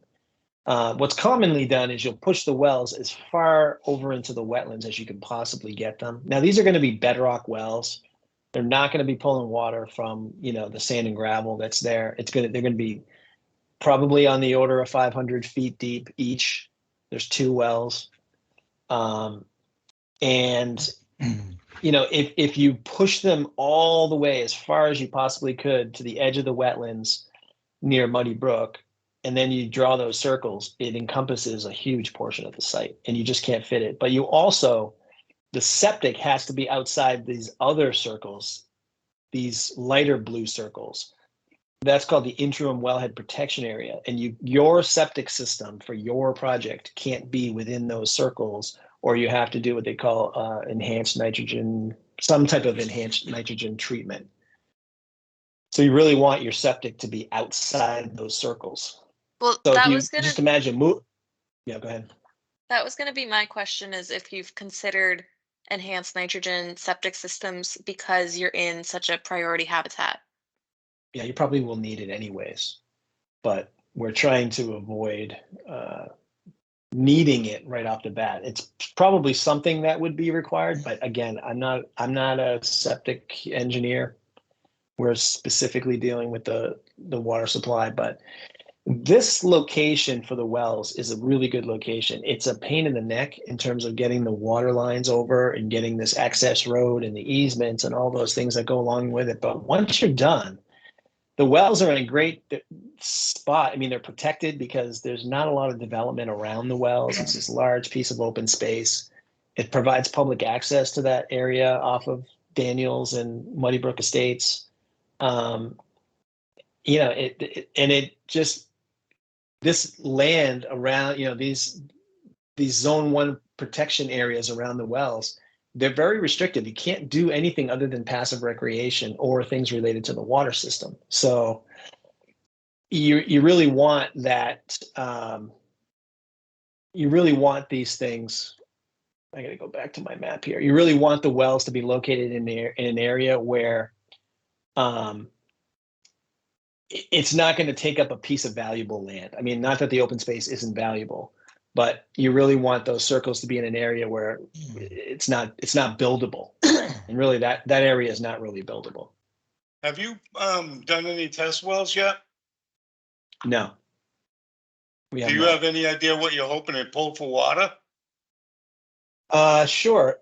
So if we assume it's less than 10,000 gallons a day, we're talking each well would need to provide 7 gallons a minute. That's the minimum that the wells would have to provide. Is that more than most people have in their 3-acre lots? No, it's usually 6. Yeah, that's not a lot of water, but the way to think about it is the wells are not providing what we call the peak demand of the water system. All the wells do is fill up a huge tank. The tank would be about somewhere on the order to 10 to 20,000 gallons underground, just usually a concrete or a steel tank, sometimes fiberglass. And you would use the wells to just top off the tank, and the tank most of the time is full. Is that something that would get monitored at the same time as the wellheads and the water treatment was being looked at? Okay. Exactly. My second question is, at the beginning, you said the goal is to not have a wastewater treatment plant by keeping things under 10,000. How expensive is a wastewater treatment plant that people don't want to do it? Ballpark, $1.5 million to maybe $2 million, depending on the size and scale and complexity of it. But it's easily over $1 million. It's probably less than 2. And that's more than a developer building affordable housing will want to spend.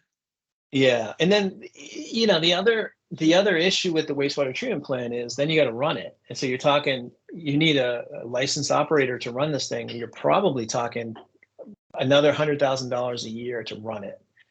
And so we considered that, you know, DEP even brought that up at one point. They said, well, maybe you should just have the town hold on to the land, have the town, you know, maybe do the affordable housing, and put in a wastewater treatment plant. And then you can do whatever you want with the senior center. You can do whatever you want with the highway department property. You can, you know, go big or go home, I guess, is kind of their thinking. You know, it's like if you do have a wastewater treatment plant, if you make the investment, you could do a lot more, not just on this property, but other properties in the area. So that's something that you brought up to the select board by any chance, or FinCom? That's a planning, you know, town planner type of issue. You know, it's one of those things. It's very expensive. It's the permitting alone is it's a long-term process, and they're hard to cite these things. But you know, like I said, if you did it, it's something that, and again, it takes a while to build these things. You got to maintain them. So there's a lot of sort of long-term planning to think about with that kind of thing. You know, it's like, what are the plans for the senior center? You know, I know that's a hot topic in town. Okay. Any other questions about the update? Okay. One more question. When do you think that you want to put this into motion? What's your start date goal? Yeah, so the only thing I have to say about that is, just so everybody knows, the wells are approved by DEP. Okay, we have a permit in hand. The site is approved as a public water supply site. that's about as far as my project on this thing, my portion of the project goes. The rest is sort of town planner and, yep. And so Bill could maybe give us some information on that or Yeah. Yes. Yeah, I want, others. yeah, if you don't mind, I did want to jump in. I apologize that at the beginning, I perhaps could have given you kind of the 50,000 foot view of this. What And committee I are you didn't- here representing? I'm a volunteer assisting Jack and Dylan and Mazar, because Okay, I was involved at the beginning. And during the entire time that Joel has been working with the town. So anyway, by the way, incidentally, it was my dream actually to put public water supplies up on the hill that would feed other town needs and this project and the senior center. But you can see how complicated this site is and all the detail that we've worked through to even get it this far. But the fact that it's complicated doesn't mean it's not a good site. And we have worked out a number of these issues, especially with the easement and open space issue up at the top to be able to provide access to the for construction of the wells. So anyway, the object tonight, Jack Hunter would be here with you, except he's either undergoing or recovering from knee surgery right now. Yep. Yeah. And he's going to be the one coming before you, but a short while ago, Dylan, do you remember what month we put out the RFP? Maybe It was October, I think. okay. So we issued an RFP for this project. We did have several firms that were definitely interested in it, but they were put off by the potential expense and complication of the directional drilling and also the wetland crossing to get in from 52 Providence. So basically, without spending a lot of money, we decided to allay their fears and reduce their risk by showing them that directional drilling is possible and a wetland crossing is possible. So we have Gary Ernhalden working on engineering a plan to get into the site from 52 Providence. And then Joel has been working on the directional drilling aspect and doing some test depth analysis to make sure it's feasible. And we are looking to reissue the RFP just in a matter of months when all this stuff is buttoned up, and hopefully some of the firms that expressed interest in developing the site are going to return and actually bid this time. I just wanted to mention that the RFP itself is basically describes all the qualitative aspects that the town wants in a housing project. It's going to be up to the winning bidder to come up with a design that meets the town's needs, and the select board will have ultimate say over that's something that the town wants or does not want. Bill, one question for you. Is Please. this 100% Affordable? affordable housing, or is it a Yes. percentage of? No, yes, all the land at 52 Providence Street was purchased 100% with CPA money. So it has to be used only for CPA purposes, which would be open space, recreation, affordable housing. So, Okay. excuse me, every unit in there, and by the way, with DHCD requirements of bedroom counts, they require so many 3 bedrooms, so many 1 bedrooms.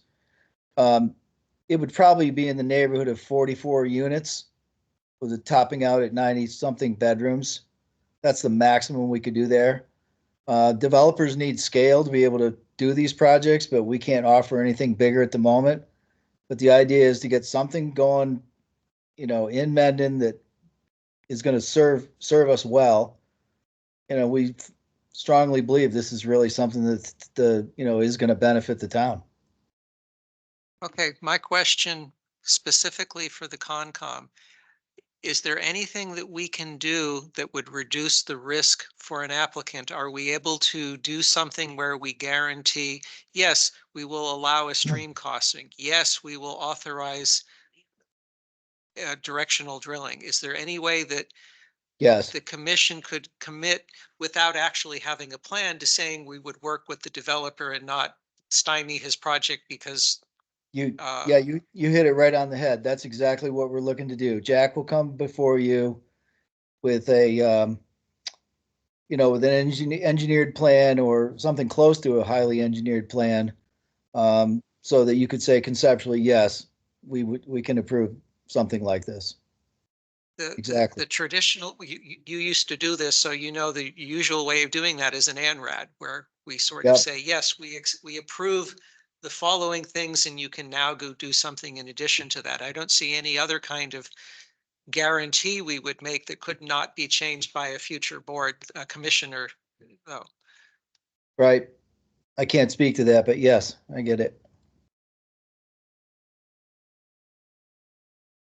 So. I would so say when you're in do a you good think- position to do that, actually. You're in a really good position to do that because it's all been flagged. Ecotech's done the wetland report. You're in a good position. Not much Yeah, more and work for if- them to do that.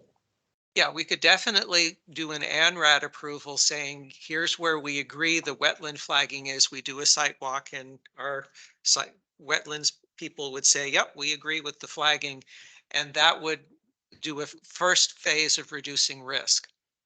A second Right. phase would be where we would say, yes, we understand there is going to be a river crossing requiring replication. We will work with you on authorizing the stream crossing because it's the only way to get to the uplands. And in fact, that may be written into the WPA that we specifically are allowed to authorize that because it's a. Well, the that only- goes without saying, if they meet the requirements Yes, of the Wetlands Protection Act, yes, meet the requirements of our bylaw, yes, goes without saying we'll approve. yes, If they can't meet the requirements of our bylaw and the Wetlands Protection Act, we have to treat it just like we would treat anybody else. So Would that make? again, we have to see what they're gonna present us. no, limited projects are defined to much. Limited doesn't mean limited paperwork. It means. They can do what they want. Well, it means that I don't think affordable housing fits into any of the limited definitions. That's true. Yes, It's usually restricted to things like airports. right. Or infrastructure, Yes, which this is not. no. If it were a town wellhead that were being put in or a wastewater treatment plant, Then it those would would. probably qualify as limited. All right, so the next step would be Jack and Dylan and the rest of you might come before us in a couple months. Okay, Right. and The idea tonight was to give you a look at it. And, watching you ask all these questions, I mean, it just shows how, how complicated this has been to explain it to people and even to, especially the whole thing with the aggregated flows. yeah, my elevator speech when I talk to people about this particular parcel is it is far better that the town is able to find a developer to do this than a hostile developer comes in and rams affordable housing and the Concom and other town boards and commissions have no say. It's a first step and it's a piece of land that we control. So, Exactly. yes. So, and I want to thank Joel for, his time and patience and all the way through this, but especially even, tonight, just, helping us out. Been a challenge. Thank you for the information. Yeah, you're welcome. Anytime. Okay, so that concludes action on agenda item number 5. We'll now get to the back and forth part of the meeting. Thanks for coming. You can hang out and keep listening if you want. Bill, it Thanks very much. Bill, it would be old times memories for you. It was fun hearing about 45, 49 Uxbridge Road, guys. Thank you. Well, we're about to talk about 23 Cape Road. Were you ever involved in that? Oh, just at the beginning. I love to hear about it. Thanks. Well, I think we're just going to hear that we're still waiting for further action. But that's the next agenda item, 23 Cape Road review status. So over to Isabella. Yeah, Dylan can actually, do you want to give the I'll Edwards stick Road? around for a minute. Sure. There was a woman who came in for Edwards Road on the other side, Private citizen. private citizen, yes, sorry, just a woman. Um,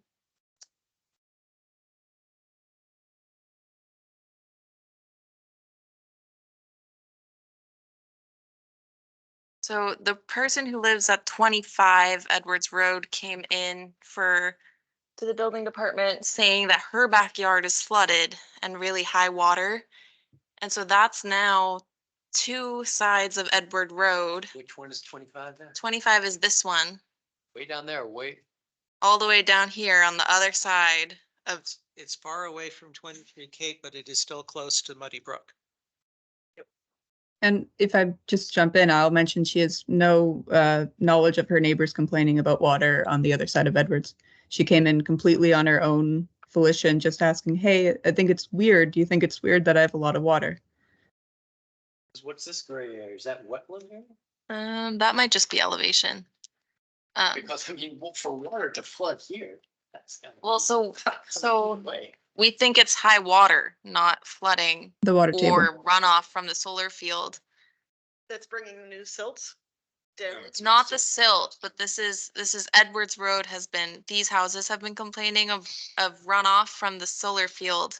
Okay. And so I you think the water table is higher for this time of year, Okay, gotcha. because the soccer field is pitched going this way and the solar field is pitched going down to the wetland.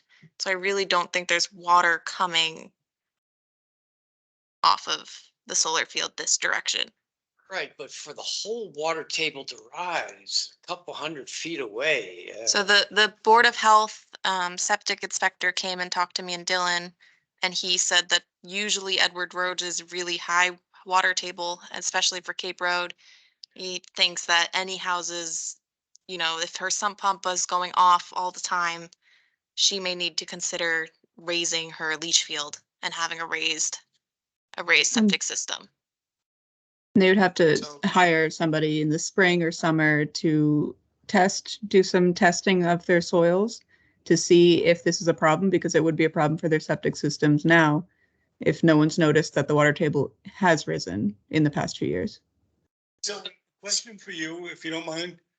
Whose responsibility would that be to fix her septic system? Hers. Yes. Yes. So So here's this is a the private question issue, for yes. here's the question for the Concom and the Board of Health and other town departments. Is the rising of the water table just an environmental issue, or has it been caused by the development at 23 Cape Road Soccer Field Solar Farm? So what we Yeah, and you might understand, want to break that up into a couple different pieces, because if you're saying 23 has a high groundwater and the Board of Health is suggesting you've got to measure it, that implies that everybody's groundwater has risen. And that if you have a plan that was approved with the a PERC test and showing where the high groundwater was, we're now saying maybe that high groundwater has risen across the whole neighborhood. That's, yeah. if I might speak anecdotally, a few towns away where I live, everyone's septic systems, their leaching fields were in ground up until a few years ago. Now every single person who puts in a new septic system needs to raise their leaching field. It happens. Water tables do rise in different areas, and I think it's happening here as well. Do you think it's rising because of the change of imperviousness to the north, or can you blame it on the whole subdivision, or? I'm not a blame it on hydrologist, 140, or how do you but discover? this you- might not be just this neighborhood either. It might not be just Edwards Road. It could be other areas of Mendon as well. So how do we get a professional to kind of do this large scale Evaluation. evaluation? There you go. Why do we have to do it? Yeah. It's not a wetland. The neighbors are complaining about their getting flooded out from an upstream neighbor that we are dealing with. And those people have an issue amongst themselves as to Again, excess water. How are they getting flooded out? Is it sheet flow coming across? What I'm hearing, it's groundwater. It's coming up. think It's the stream. I don't know coming where that you've was- been for the last year, but this year and last year had been the wettest year almost in history. There's, Up to now, we've gotten complaints from people that the stream has changed. This Did is the a new stream- one suggesting that it's the Did the ground. stream rise up high enough to flood? the- No, I don't think, they're not complaining the stream has changed. They're claiming that the soccer field and the solar field are causing more runoff into their yards. So they're That's what I'm saying, saying. yeah, Do we have proof that we have a sheet flow running in that direction? They're complaining about runoff, but what we're suggesting as an analysis, no, it might not be the runoff.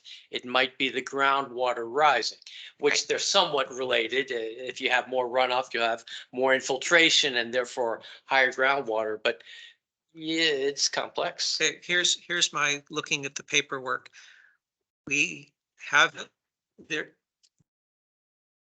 We have an existing order of conditions for Cape Road based on what we thought was the water table level at the time. It now sounds like the water table for the area is rising. This is not necessarily anybody's fault, it's just the way things are. So does the Concom have the ability to request the owner of 23 Cape Road or whoever is going to develop 23 Cape Road to do another evaluation to see if they need to modify their stormwater and septic plans? Because they would have done their perk testing Based more on- recent. Based on, just a Well, I couple of think- Years ago. based on the talk with the septic designer, it's the water table, you kind of measure it in June when it's lower, because right now it's really high. So you wouldn't really have 23 Cape change their plans because this past winter was really high. It's gonna fluctuate. Well, help me on this because they do it by the soils and it's not the actual water. That's where we used to. Right, it's have- modeling. It's the modeling, which shouldn't change, or if it is raised, maybe it hasn't had enough time to cause modeling. Right, it's caused a rust Uh, spring I can, at the high yeah, water I mark. can speak to that if you'd like. Right now it is up, so you can't see the modeling until the water goes down again. okay, so what is the message that we should be telling the people who have been in the audience and on the calls from Edmonds Road and Talbot? For Edward Road, it's a private matter. If their septic system is flooded, it's high water, that's private. Okay, so the current position from the engineers that the town has talked to is it is not caused by stormwater runoff, it's caused by what? The high water table. High water table, okay. And is that give them any standing to take legal action against the other parcels? I don't see how. Would it It's make up it? to a them. civil What it's matter gonna on take, them? it's. Well, I gonna mean, be it them could be, having it to- could be private matter where the homeowner goes against the solar field, but Right. it's not our jurisdiction to. Okay. So the WPA doesn't give us the ability to say anything at all about, hey, you made the water table rise. Or it would have to get proof that that is what happened. How do That's you an prove assumption. that? Right. Right. That Well- would need, someone would need to pay to do the investigation Study. and the town isn't about to pay for it. That's what I'm getting at. Yes. Why would we do it? Right. What may happen is if the existing OOC lapses and another developer comes in for 23 Cape Road, at that point, we could have them do pay for an evaluation, and then we could get that peer reviewed. Okay, any further discussion on 23 Cape and the hydrology of the associated area? Until next time. Well, at this point, we would declare the matter closed, and I'd ask Isabella to communicate with the people who have sent us email in the past, saying we've now the town has now talked to the appropriate specialists, and our current determination, it is a high water table and not stormwater runoff. And they would need to come back with further evidence of that. And we don't need to pursue further north. There was some concern that there might be other. Well, properties. this is separate from the runoff at 23 Cape because they still need to they're still coming back with a restoration plan. that we gave them till the end of February Yeah. to come back with. So We still want to determine whether the silt is, after a rain event, silt is getting carried down. We want to find out, is there silt coming in or is it just stirring up what's already there from 2 years ago? Fresh silt from somewhere else. Yep, okay. Okay, ready to move on to 3 Morrison Drive, agenda item number 7, review status of site, take any action required. there is no update from the building inspector. So Okay, What's the issue in 3 Morrison Drive? they're excavating on site. And so they've built the neighboring abutter at Applewood Drive has complained that they're doing work, but we don't have conditions there. And so it's the building inspector should go on site for excavation and trench. I'm not personally comfortable walking on site and asking if they have permits. If they don't have any paperwork with us, it's not, no. So when was the last time you attempted to sent email to the building inspector? I sent my 3rd email last Thursday. Okay, so it's been a week since then. I'll follow up and see what can be done about that. Are they digging in a wetland or? They're within the 100 feet. But they didn't come before us with any paperwork asking for an RDA or whatnot.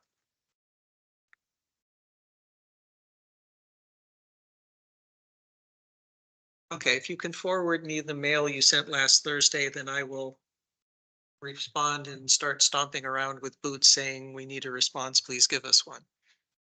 Ready? They'll probably be bold in red font, yes. Maybe the select board could help us out with that.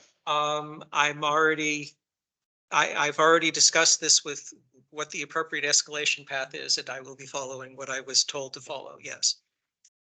Okay, agenda item number 8, 13 Bellingham Street, review status of site, take action required.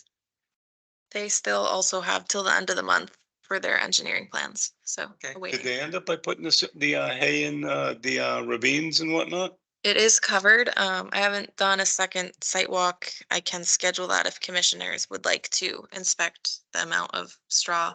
Stay with you. Are you able to take a Go, picture from easy. are you able to take a picture from the street and say there's straw there? I think I already Leah has done that, Oh, yes. okay. So you know there's straw there? There But is, it doesn't look like it goes down the hill. It's just on top of the hill. It filled in that gully, hopefully, but yes, if you could do us another, because we've asked them, we've given them until when to come up with a plan? the end of the month. They do have an engineer. So that's Yeah. our next meeting. So yeah, if you could get out before our next meeting and just have a picture or something. Well, since we said the end of the month, that means that they can deliver the plan after the second meeting in February and we will review it the first meeting in March. So we Fair can't yell at them for not And getting. but I'm not into yelling, but. Okay. But if they send it We to got an us, extra we day. can also review it because we can review it online. If they are able to get us a plan before the end of the month, then we can discuss the matter at our next meeting in February. Right. But we can't force them to do that. We've committed to the end of the month date. Okay, agenda item number 9, Sylvan Springs, review site inspection report from January 26, take action required. It seems, I think all sites are having some erosion issues, but nothing too major over the last 2 weeks. I think there is a site walk tomorrow, but I don't plan to attend. Okay, At Leah, would you be 10 interested? o'clock. When is the site walk? They're usually at 10 o'clock. But it's the same, Deshaun goes, his other engineer go, and then so they send the SWIP reports every 2 weeks. It's just a SWIP inspection. Okay, and do we have any action that Upton is looking for us to help them out with? She sent a question in response, but there was no reply that I saw. Okay, so we will keep our ear open and see if we can help out Upton to get anything done in Mendon for them. All right, agenda item number 10, Conservation Trail Activity. 10A, continue discussion on Broad Bridge. I think everybody's happy with the stepping stones and waiting So for the far. water to come down. Yeah. Okay. We can take that off our list. We don't need that on the agenda anymore, are we? We can take it off until such time as they come back and say we want to do something else and we decide whether they need an RDA or a public Okay. hearing, an NOI or whatnot. Okay, 10B, agent update on Inman Hill sidewalk with the Land Use Committee.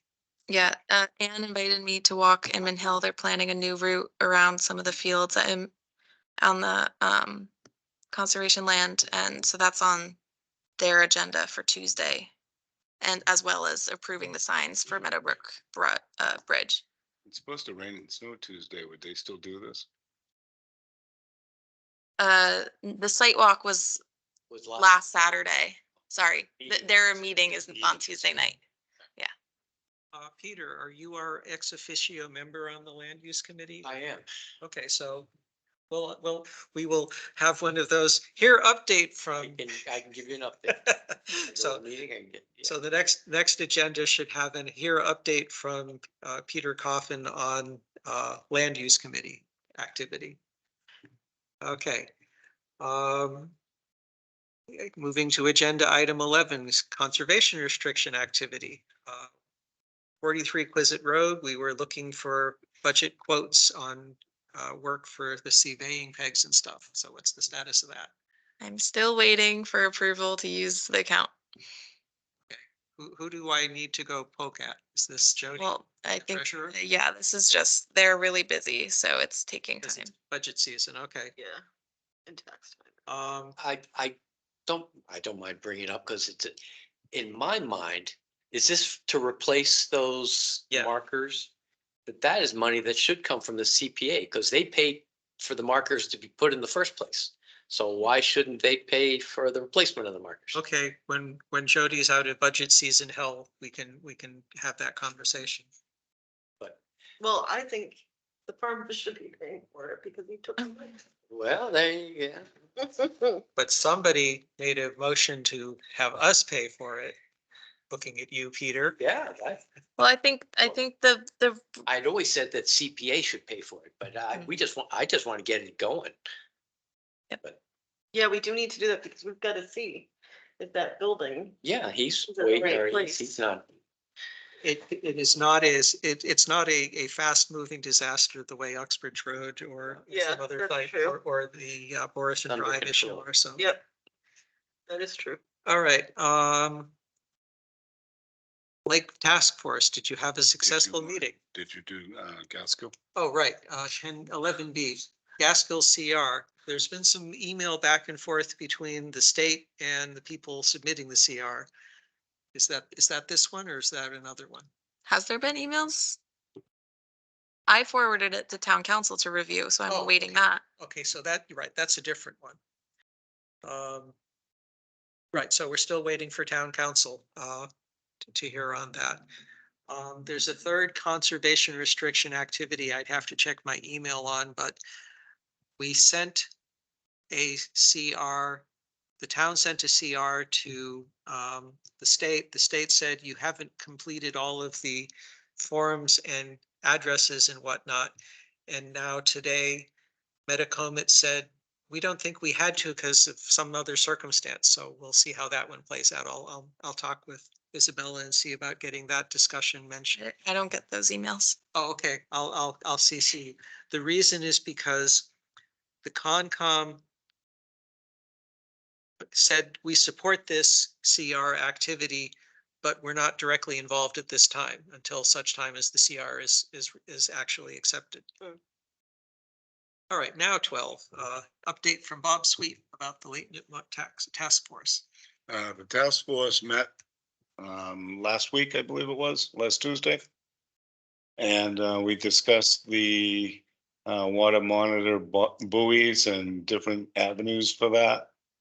And I believe, Isabella, you were going to look into that a little bit more and Yeah. see how that was going to work out. Dan and I are gonna work on getting the E. coli testing and then nitrogen and some other tests kind of deciding with the lab how we want to move forward with Lake Nipmuc, whether we're gonna have the company come and do it, or whether me or Dan will take the samples every other week and ship them out. And then we'll get bids for the water logging device that would stand and measure lake height.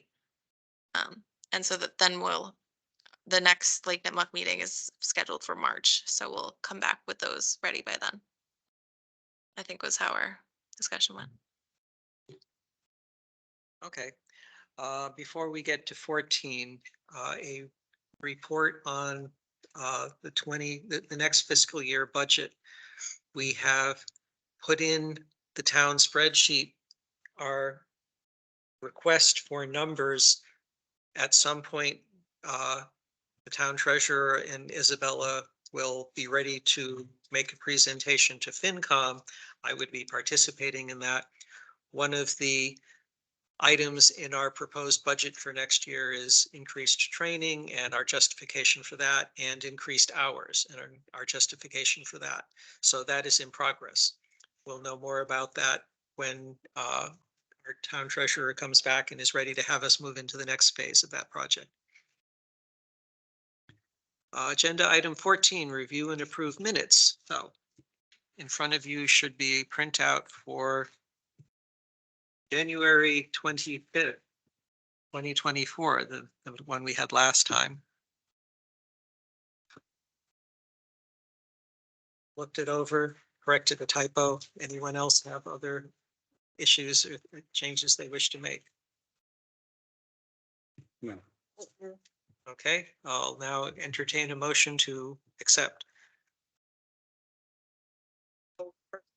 So go ahead and state, you can practice running a meeting. Say what the motion is that you're.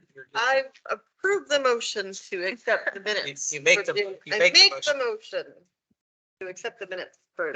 Second. Got to give the date of what the minutes are. It was, but then he seconded. sorry. me. January 25th, 2024. Okay, Peter, you're on. I'll second that. It's been moved and seconded to approve the meeting minutes for January 25th, 2024. Any discussion? All in favor? Opposed? Passes unanimously. All right. I will now open discussion on the minutes for March 9th, 2023. Isabella, can you say how this was prepared? So this was done, we had a temp coming in, these are the ones she completed.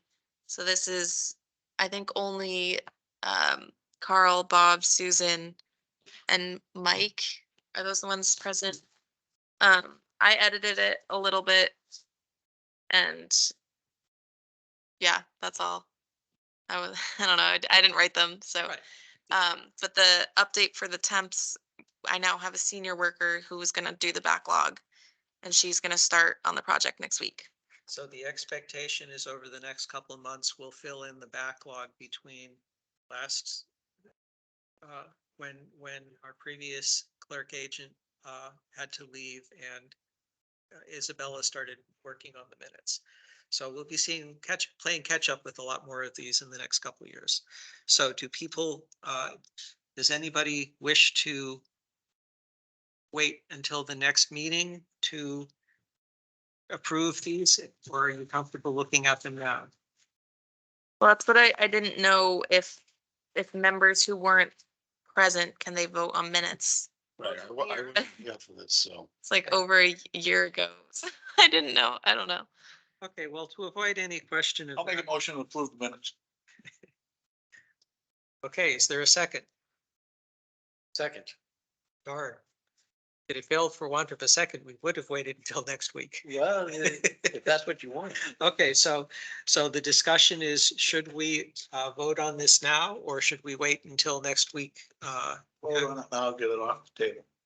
Okay, any other opinions? I'll abstain, I wasn't here. Yeah, I agree. I will abstain as well. We can still have Three a vote. is still majority, so.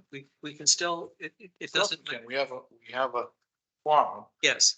They're abstaining from the vote, so the Yeah, abstentions don't affect the quorum and you. So can still remind have- me, the motion is to approve the minutes Of March 9th, 2023. 9th, 2023. It is going back in history, but I did a quick review and it's, how's it going to get any better? My memory's not going to get any better between now. Go and watch the video. He can do the minute. then. I'll second the motion. Well, you already did. That's why we're discussing this. There you go. The question is whether you have any further discussion and if not, I will call a vote. So any further discussion? All in favor? Aye. Aye. Opposed? Abstentions? Okay, Susan and Leah are abstaining. Susan, Susan. Sorry, not Susan. Oh my God. I was- No, this is I just read her name here, so that. All right, so the motion still passes unanimously with those two abstentions. Is that a 2-0 vote? No, it's a 3-0. 3-0. All right, we've completed that. Now on to correspondence. Any correspondence that came in other than that we've already discussed with the other? Okay, Oh, well, I put it on under items not anticipated, but okay, yep. Okay, the first one is swale for which property? well, Leah wanted to talk about swale best management Best practices. management practices. Okay, Yep, so I think that this is something we can do to help once, replicate things. Or just, it's green space, it's a way we can make up for having development. And, require on our NOIs or whatever plans that they present, that they will replant swales with native plantings like this. okay, here's my question for the people on the contracting end of the table. Does the lower picture, is that harder to maintain and make sure that it doesn't, that the swale still does its swaleness?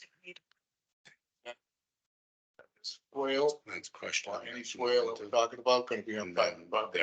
We're getting into what do we want for swales? Do we want a swale that's mowed just like grass, like most of them? Focus, please, only one person talking. What do we want as grass? We have a member who's saying she wants to see more of those vegetated grass swales, and she would be probably pushing for enhanced planting and keeping it long. Is that swale a protected area? No, that is your standard grass drainage swale, part of the, Part of the resource area. Is it protectable? it is connected. Yes, most of them are connected by a channel to the wetland at the end. But they're upstream of the wetlands, so that changes things. Right, but he's saying, are those jurisdictional? And I would make the argument that, yes, they're part of the stormwater, so even if they're 100 feet away, and even if they're going into a pipe that's discharging to the wetlands, so you're working your way back up the site, and I would say it's all. Why would it be going into a pipe? It's a natural drainage. There's many ways it could be used. They often go drainage swales and then into a pipe, and that each one gets credit for phosphorus removal, and that's whole part of the system. It's a series of BMPs. And so grass swales are a good thing to have. And this one is even better. So can we encourage enhanced? It's because it's going to be more costly to maintain, or someone's got to have a little thought. But there's maintenance either way though, because those things get filled up with leaves and all kinds of, and it actually is that going looks to good, but it's prevent not gonna work. erosion. Right, Well, grass swales you can mow. Those you can't. but grass is not beneficial for anything. It doesn't Add benefit. at all. Better than the paved. I think Which is a paved swale. Unless you put in some Pennsylvania sedge or some kind of grass that is more beneficial to the environment than just throwing down Yeah. some. And I mean, a good example is just the town hall campus. All those swales are pretty vegetated. So it depends on how they design the site, but I think Leah's idea is just as we get projects, Right. can Look we at 'em and see recommend whether it makes sense. swales? Yeah. And we've got to change the culture, and we've got to get more landscapers who see it's in their business interest to get a contract to convince the homeowners it's worthwhile or whatever. I don't know. It's Here's my procedure-based approach. At a previous meeting, we discussed that a best management practice for siltation fences and the socks, the wattles, is we are going to strongly encourage people to use biodegradable rather than plastic netting.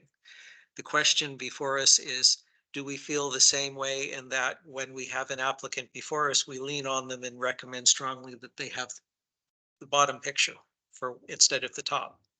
it's a lot easier to specify non-plastic wattles. And how do you describe that best management Yes, and practice? my other question is, who's responsible for maintaining it? If it's a subdivision, is it the homeowner who has to know, when someone buys a house with the lower kind of swale, do they have, what kind of training do they get in being told what they're If supposed it's to a do? native planting, it's really not something that you maintain. It's a native planting. How do you It takes keep it care of from getting itself. Yeah, clogged I up? think if there's low level plants, they don't get big enough where you have to mow them or anything. And arguably, in most instances, that would be the town's responsibility to maintain the. If it's- The drainage Right, if it's next to the road. on the right, it's in the right of way, and Right. they gotta keep their soils clear because they don't want flooding. So they're gonna come in But and they mow also that once a do- year The other thing is it also will help with flooding and erosion because. until it gets clogged up, and then it's gonna cause a problem. But So any swell would get clogged up either way, because there's leaves, there's debris, there's. if all you, kinds of if you've things. kept it mowed Mike, and do you it's have an mowed opinion? twice a year, you don't have that issue. Yeah, I don't. Take each case individually. Okay, so here's, On private property, and it's in our jurisdiction, yeah, we can say what we'd like them to do. If it's private property and it's not in our jurisdiction, I certainly wouldn't want anybody telling me what to do with my land.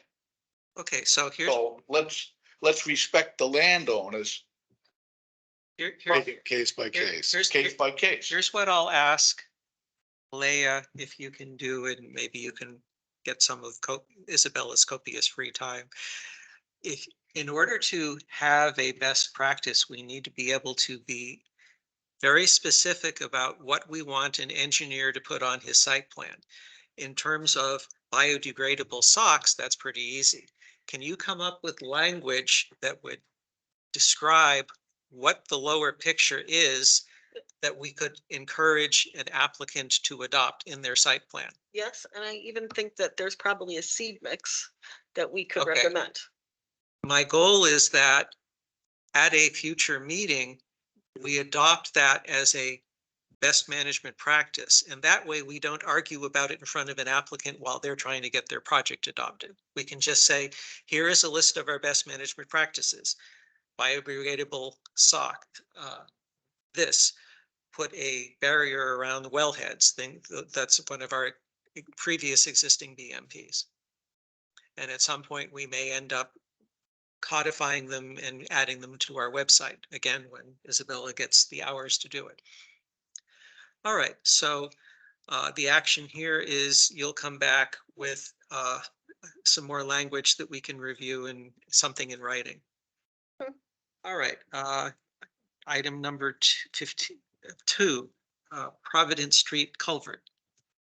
Yeah, John at the highway department came in, so select board last night directed him and the highway department to replace the culvert that washed out on Providence Street. And so he, because grant money is gonna take a couple of years, it's not feasible, so they're gonna move forward doing it themselves. And he wants Concom's recommendations on how to, his understanding is that the culvert has to remain exactly the same. And so he said we can do a site walk or any input the Concom gives, but it is the Springbrook, the culvert that goes under Providence Street. So it is our jurisdiction. Did he What's say his what? recommendation? He's going to all the boards and asking for opinions and advice. He's doing it right, so that, but we're not gonna be able to give him much input. That's what I thought, yeah. He can do whatever he wants in replacing. It's Well- an emergency repair, but he's going out of his way. And so could we improve it? Usually it's a question of the state or wildlife would want a bigger opening, Right, and that's more expensive. right. So the town's gonna want a smaller one. So Well- you can go with what Depends is if it- there. If it's- Again, we should be talking to him. Yeah. Because what you just said can go either way. How many times, if you put a bigger pipe in and it doesn't wash out, yeah, it might be a little more expensive. But if you put the same size pipe in and you gotta replace it You're every gonna have another third, problem 50 years from now, yeah. not 50, but every couple of years, it happens. Where are we saving the money?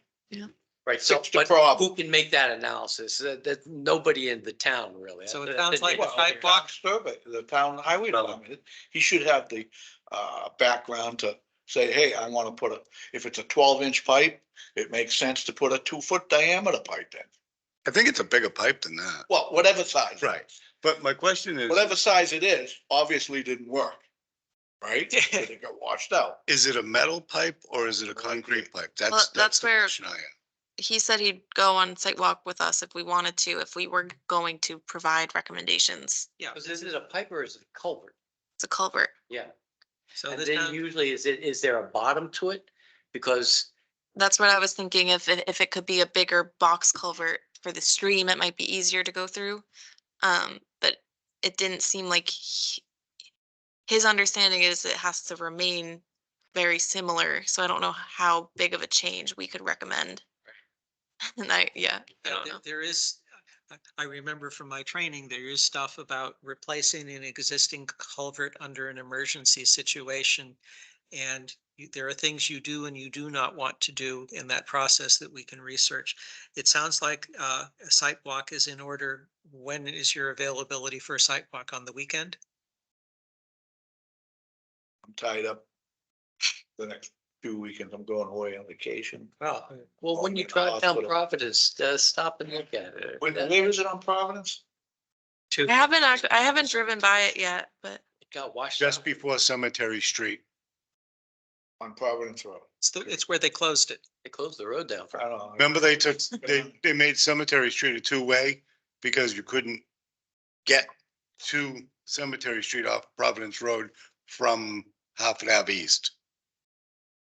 Okay, so if you can send out email to CC So it's members with about 300 or 400. maybe feet a site from locus and Cemetery Street, people can stop Heading out by of town. or as well as scheduling. heading a towards, site walk. okay. Blackstone, yes. Yeah, because then quickly, just on the topic of site walks, people's availability seems open, but I want to voice that of like, what is a good time? Do we want to do early in the morning so it's before work, or I think if that, people have all day, afternoons? can I make one suggestion? Yeah. I didn't know there was a site walk. Yeah. For 45 or for. That's because you didn't read at the bottom of the email. There's a long thread there. Well, I sent it in when I sent the agenda files, it was the second line. So How did I miss that? Then maybe I just thought it was part of a document or something. yeah, so I've 45, been 49. sending site walks with the agenda files, the day before the meeting, but I can, there's don't using wanna my make it personal phone, I'd like the texting. I'd rather do things over email than send out texts. But I can do texts if that's the way people want to be communicated with. I'm fine with whatever, because I check email pretty often. Apparently I didn't see it. Send out an email and the subject line is site walk at address. And then people can look at the email and see when and what day it is and what time. The only days I'm not available are Tuesdays. I'm pretty flexible otherwise, except for tomorrow, because I've got to feed bees. Okay. Not Tuesday. Anybody else have restrictions? Okay, I'm good any Okay. time of the day. and So I'll just do my schedule and so go ahead and schedule them to suit your schedule and we'll see who else is able to attend. All right, I believe that covers everything. Is there any other action not anticipated? I would like to make a comment. The brochure that you sent out, Understanding Wetlands, that was a great brochure. Hmm. I mean, putting that somewhere where anybody that's intending on doing work, it pretty much explains everything that they need to know. Yeah. There should take a lot of that I didn't know out of it. Yeah, I have a couple printed out in the office. So as people come in, they're handing them out. Maybe we should see if we can adopt a policy where the building department hands them out, Yeah, which again would mean they get there getting a first. line item budget to print up a Yeah. stack of them and, Um, okay, yeah, I am working on getting permitting online, so then it would be in Viewpoint with the building permit. So as people come up, and especially just having me in the office, I've talked to a couple homeowners this week Right. as they come in. So I think we'll start getting applications. Some positive feedback on Isabella's performance. The response was, I'm so happy there's somebody who's willing to work online in this town. Well, we're all old geezers. All right, if that is all done, I will now entertain a motion to, Adjourn. I make a motion that we adjourn. second. is no discussion, so all in favor? We're out of here at pretty good. 9:21. And I have to Zoom because I've got a 9:30 online meeting to attend. Well, tight on time then. Yes, well.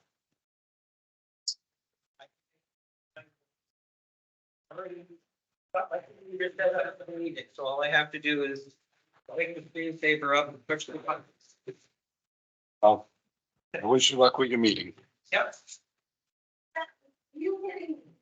I did. So again, scrap pile. You need help with anything else, Paul? I'm okay. Are you working Monday or not until Tuesday?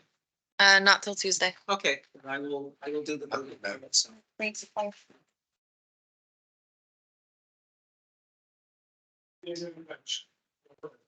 Carbon monoxide or something.